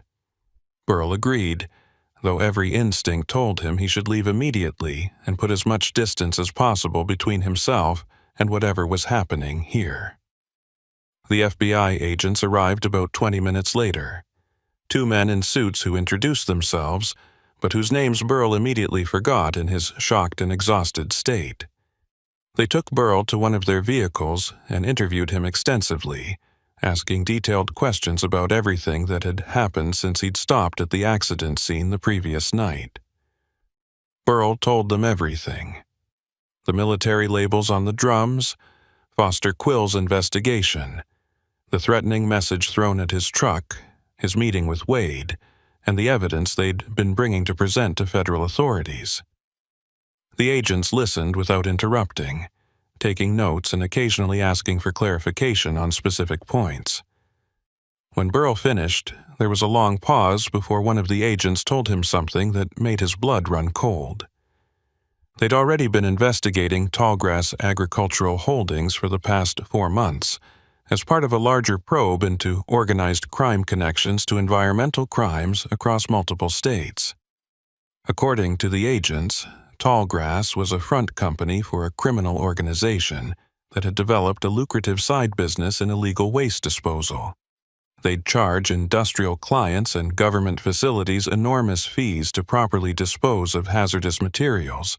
Then, instead of actually following proper disposal procedures, they'd simply dump everything on remote farmland and pocket the difference. The land contamination was a bonus from their perspective, because it allowed them to buy up the properties at reduced prices and either resell them for development or use them as future dumping sites. The organization had been operating for at least 5 years, possibly longer, and the agents estimated they'd already contaminated more than 50,000 acres across Arkansas, Missouri, and Oklahoma. The profits from the scheme were in the hundreds of millions of dollars, which explained why they were willing to use violence to protect their operation. The agent said that Wade's evidence, combined with the cargo from last night's accident, would provide the concrete proof they needed to move forward with arrests and prosecutions. Burl asked if he and Wade were in danger now that they'd come forward, and the agent's answer wasn't reassuring. They said protective custody could be arranged if necessary, but their best assessment was that the organization would be more focused on damage control than retaliation at this point. The accident and the attack on Wade had drawn too much attention, and going after witnesses now would only make things worse for them. The agents believed the people behind Tallgrass would be more likely to destroy evidence and flee than to continue attacking anyone. Burl wanted to believe this, but the memory of that sedan following them and the incendiary device crashing through Wade's window was too fresh. These people had already demonstrated they were willing to use violence, and he wasn't convinced they'd suddenly become cautious just because federal investigators were involved. The agents gave Burl their contact information and told him to call immediately if he felt threatened or noticed anything suspicious. They also asked him to stay available for the next few weeks, as he'd likely need to testify before a grand jury once indictments were filed. After the FBI agents finished with him, Burl was finally allowed to leave the scene. His truck had been towed to a nearby impound lot to preserve it as evidence, since the rock and threatening note in his glove box were now relevant to a federal investigation. The agents arranged for a rental car so Burl could get home, and one of them drove him to pick it up. During the drive, the agent told Burl that he'd done the right thing by stopping to help at the accident scene and by agreeing to testify about what he'd seen. The agent said most people would have just driven past and minded their own business, and because of that, a massive criminal operation would have continued poisoning communities for years to come. Burl didn't feel like a hero. He felt exhausted and scared, and deeply uncertain about whether he'd made the right choices. But he thanked the agent anyway and collected his rental car, a compact sedan that felt strange after years of driving an 18-wheeler. The drive back to his apartment took about 3 hours, and Burl spent most of that time replaying everything that had happened over the past day and a half. He thought about that first sight of the overturned trailer at the accident scene, the drums with their hidden military labels leaking their toxic contents into the soil. He thought about Foster Quill's grave expression as he'd explained the scope of the illegal dumping operation. He thought about Wade Tolliver's weathered face and steady determination to protect his land and his community. And he thought about that moment when he'd run back into the burning truck to save the evidence, knowing it could have cost him his life but unable to walk away. Burl had spent 17 years on the road, hauling cargo from one place to another without getting particularly involved in the communities he passed through. He'd always thought of himself as just passing through, not really part of any place. But the events of the past 2 days had shown him that wasn't true. He was part of Arkansas whether he acknowledged it or not, and what happened to its land and its people mattered to him more than he'd realized. When Burl finally reached his apartment, it was early evening and the sun was setting in streaks of orange and red across the western sky. He parked the rental car and sat for a moment, staring at the building where he'd lived for the past 8 years. It was a modest place, nothing special, but it was home in a way that his truck cab had never quite been. Burl climbed out of the car, wincing as his burned hands protested the movement, and made his way upstairs to his unit. Inside, everything was exactly as he'd left it before heading out on what he'd thought would be a routine delivery. His kitchen was clean, his bed was made, and his refrigerator hummed quietly in the corner. The normalcy of it all felt surreal after what he'd been through. Burl took a long shower, letting the hot water wash away the smoke smell and the grime from the road, then bandaged his burns with supplies from his first aid kit. He tried to eat something but found he had no appetite, so he settled for coffee and sat on his couch, staring at the wall and trying to process his thoughts. Around 8 o'clock, his phone rang. It was Foster Quill, calling to check on him. Foster had heard about the attack on Wade's truck and wanted to make sure Burl was okay. Burl assured him he was fine, just shaken up and dealing with some minor burns. Foster said the FBI had already contacted him and requested copies of all his documentation from the accident scene investigation. He'd spent the afternoon at his office, compiling everything he had and preparing it for federal agents. Foster said he'd also heard from the hospital where Wade was being treated, and the prognosis was good. Wade had a concussion and would need to stay overnight for observation, but he was expected to make a full recovery. The folder with all his evidence had been delivered to the FBI field office, and agents were already analyzing the contents and preparing search warrants for properties owned by Tallgrass Agricultural Holdings. Foster sounded energized, almost excited, in a way Burl had never heard from him before. This case was going to be the biggest environmental crime prosecution in Arkansas history, and Foster had been instrumental in bringing it to light. Burl congratulated Foster and they talked for a few more minutes about what would happen next in the investigation. Foster expected that within a week, federal agents would be executing raids on tallgrass properties and bringing in the people behind the operation for questioning. The evidence was strong enough that conviction seemed almost certain, assuming the defendants didn't flee before they could be arrested. Foster also mentioned that he'd been contacted by several journalists who'd gotten wind of the story and wanted to interview everyone involved. Burl immediately said he wasn't interested in talking to the media, and Foster seemed to understand.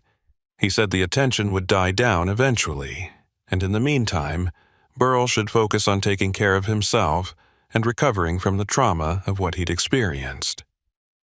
They agreed to stay in touch as the investigation progressed, and Foster promised to keep Burl updated on any major developments.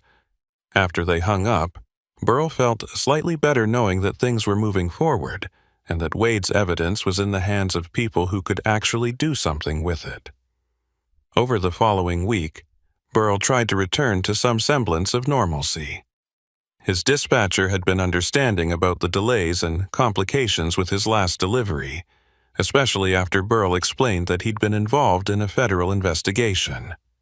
The company was actually pleased to have one of their drivers helping law enforcement, seeing it as good publicity.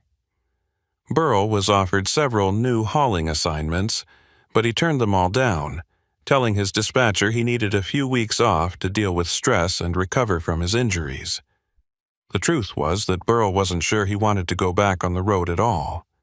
Something had changed in him during those hours at the accident scene and in Wade's burning truck. He'd spent nearly 2 decades as an observer, passing through places without really seeing them, and now he couldn't unsee what he'd witnessed. Every time he thought about getting back in a truck cab and driving through Arkansas farmland, he imagined all the buried drums leaking their toxic contents into the soil, all the families living on contaminated land without knowing the danger they were in. Burl started following news coverage of the investigation obsessively, reading every article and watching every report he could find. The story had grown bigger than he'd expected, with national media picking it up and state officials scrambling to respond to revelations about the scope of the contamination. Foster Quill became something of a local hero, doing interviews where he explained the environmental impact and the work his team had done to identify the problem. Wade Tolliver was also featured in several articles, portrayed as a determined farmer who'd refused to let criminals destroy his land. Burl's name was mentioned occasionally as the truck driver who'd first identified the suspicious cargo, but he'd successfully avoided any interview requests. He preferred to remain in the background, watching events unfold without being at the center of them. The FBI made their first arrests about 10 days after the incident, taking 6 people into custody in coordinated raids across 3 states. More arrests were expected as the investigation continued to uncover the full extent of the criminal network. About 2 weeks after everything had happened, Burl received a visitor at his apartment. It was Wade Tolliver, looking remarkably healthy considering what he'd been through. The cut on his forehead had healed into a thin scar that would probably fade with time, and his eyes were clear and focused. Wade said he'd been released from the hospital after 2 days and had spent the time since then working with federal investigators and environmental cleanup crews who were beginning the process of identifying and securing all the contaminated sites on his property. The cleanup would take years and cost millions of dollars, but the government had assured him the costs would be covered through asset forfeiture from the criminal organization once convictions were obtained. Wade had come to thank Burl personally for saving the evidence from his burning truck. He said the FBI had told him that without that documentation, building their case would have been much more difficult and taken considerably longer. Wade had brought a gift, a framed photograph of his farm taken before the contamination had been discovered, showing vast fields of corn stretching toward distant tree lines under a brilliant blue sky. Burl accepted the photograph and invited Wade in for coffee. They sat in Burl's small living room and talked for over an hour, sharing their thoughts about what they'd been through and what it meant. Wade said the experience had reinforced his belief that ordinary people had to stand up against powerful interests when those interests threatened their communities and their way of life. He couldn't have fought tall grass alone, and Burl couldn't have brought them down without Wade's evidence, but together they'd managed to expose something that needed to be exposed. Wade asked what Burl planned to do now, whether he'd go back to trucking or try something different. Burl admitted he didn't know. The road had been his life for so long that he couldn't imagine doing anything else, but he also couldn't imagine getting back in a truck and pretending nothing had changed. Wade suggested that Burl take his time deciding, that sometimes the best thing you could do after trauma was to sit still and let yourself heal before making major life decisions. After Wade left, Burl hung the photograph on his living room wall where he could see it from his couch. He stared at it for a long time, thinking about all the work and care that had gone into creating those fields, and all the ways that criminals had tried to destroy them for profit. The image represented something important that Burl had never fully appreciated before: the connection between land and people, the way communities were built on the soil they cultivated and the water they drank. As a trucker, Burl had moved across the surface of that connection without understanding its depth. He'd been focused on schedules and routes and deliveries, treating the landscape as nothing more than miles to be covered. Now he understood that every place he passed through had its own story, its own struggles, its own people trying to protect what mattered to them. He couldn't drive through Arkansas anymore without thinking about the buried drums and the families at risk, and he suspected that awareness would follow him wherever he went. 3 weeks after the incident, Burrell received a call from one of the FBI agents who'd interviewed him. The agent said they'd tracked down the sedan that had attacked Wade's truck and identified the 2 men who'd thrown the incendiary device. Both were low-level operatives working for Tallgrass, and both had agreed to cooperate with investigators in exchange for reduced sentences. Their testimony had led to additional arrests higher up in the organization, including several people who'd been directly involved in planning and executing the illegal dumping operations. The agent said Burrell would definitely need to testify when the case went to trial, probably sometime in the next year. But in the meantime, he could rest easier knowing the immediate threat had been neutralized. The agent also mentioned that the state of Arkansas was planning to create a new environmental monitoring program, specifically focused on detecting and preventing illegal dumping, and that they were using this case as the catalyst for increased funding and oversight. What Burrell and Wade had done would have lasting positive effects on the state's environmental protection efforts. Burrell thanked the agent and hung up, feeling a complex mixture of emotions. Relief that the people who'd threatened him were in custody, satisfaction that the investigation was producing real results, but also a lingering unease about how close he'd come to being seriously hurt or killed. He thought about that moment when the incendiary device had crashed through Wade's window, how different things could have been if they'd been traveling just a little faster or slower, if the timing had been off by even a few seconds.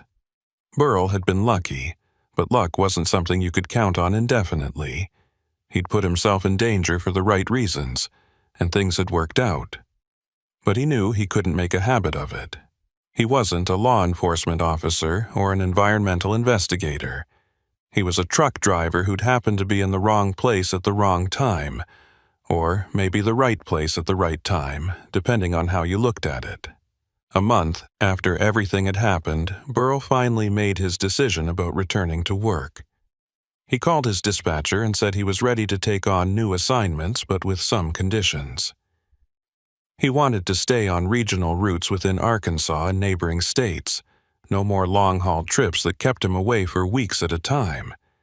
He wanted to be closer to home, closer to the places and people he'd helped protect. The dispatcher agreed to the new arrangement, and within a few days Burrell was back behind the wheel, hauling cargo on routes he'd traveled hundreds of times before. But everything looked different now. Every farm he passed made him wonder about its soil and water quality. Every small town made him think about the families living there and what threats they might be facing without knowing it. Burrell found himself paying attention to details he'd never noticed before.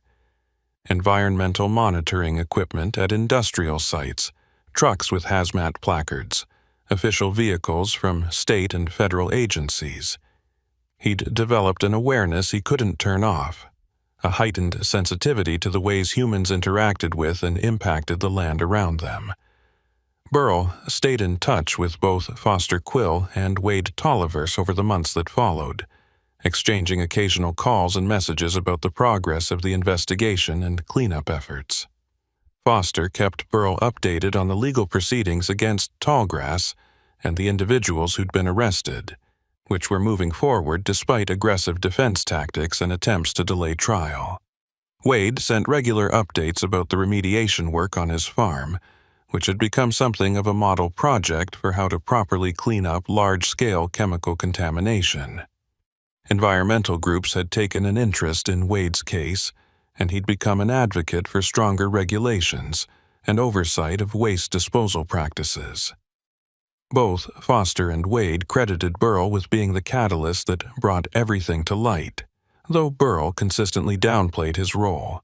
He'd just stopped to help at an accident scene, he'd tell them. Anyone would have done the same, but Burrell knew that wasn't true. Most drivers would have kept going, not wanting to get involved, not wanting to risk delays or complications with their deliveries. Burrell had made different choices, and those choices had mattered in ways he was still discovering.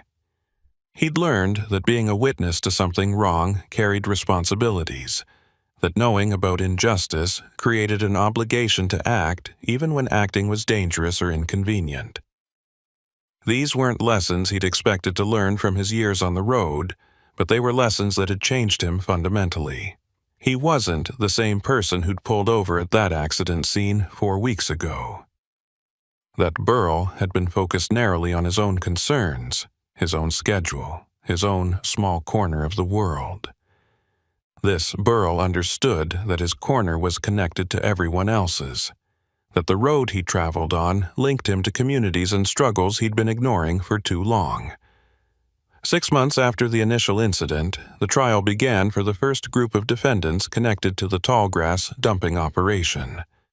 Burl testified on the second day, spending 3 hours on the witness stand describing what he'd seen at the accident scene and the events that had followed.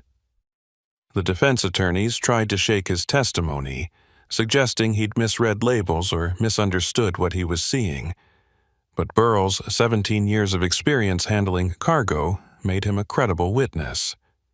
The jury seemed to pay close attention to his account, particularly when he described the military markings on the drums and the toxic smoke that had forced emergency responders to evacuate.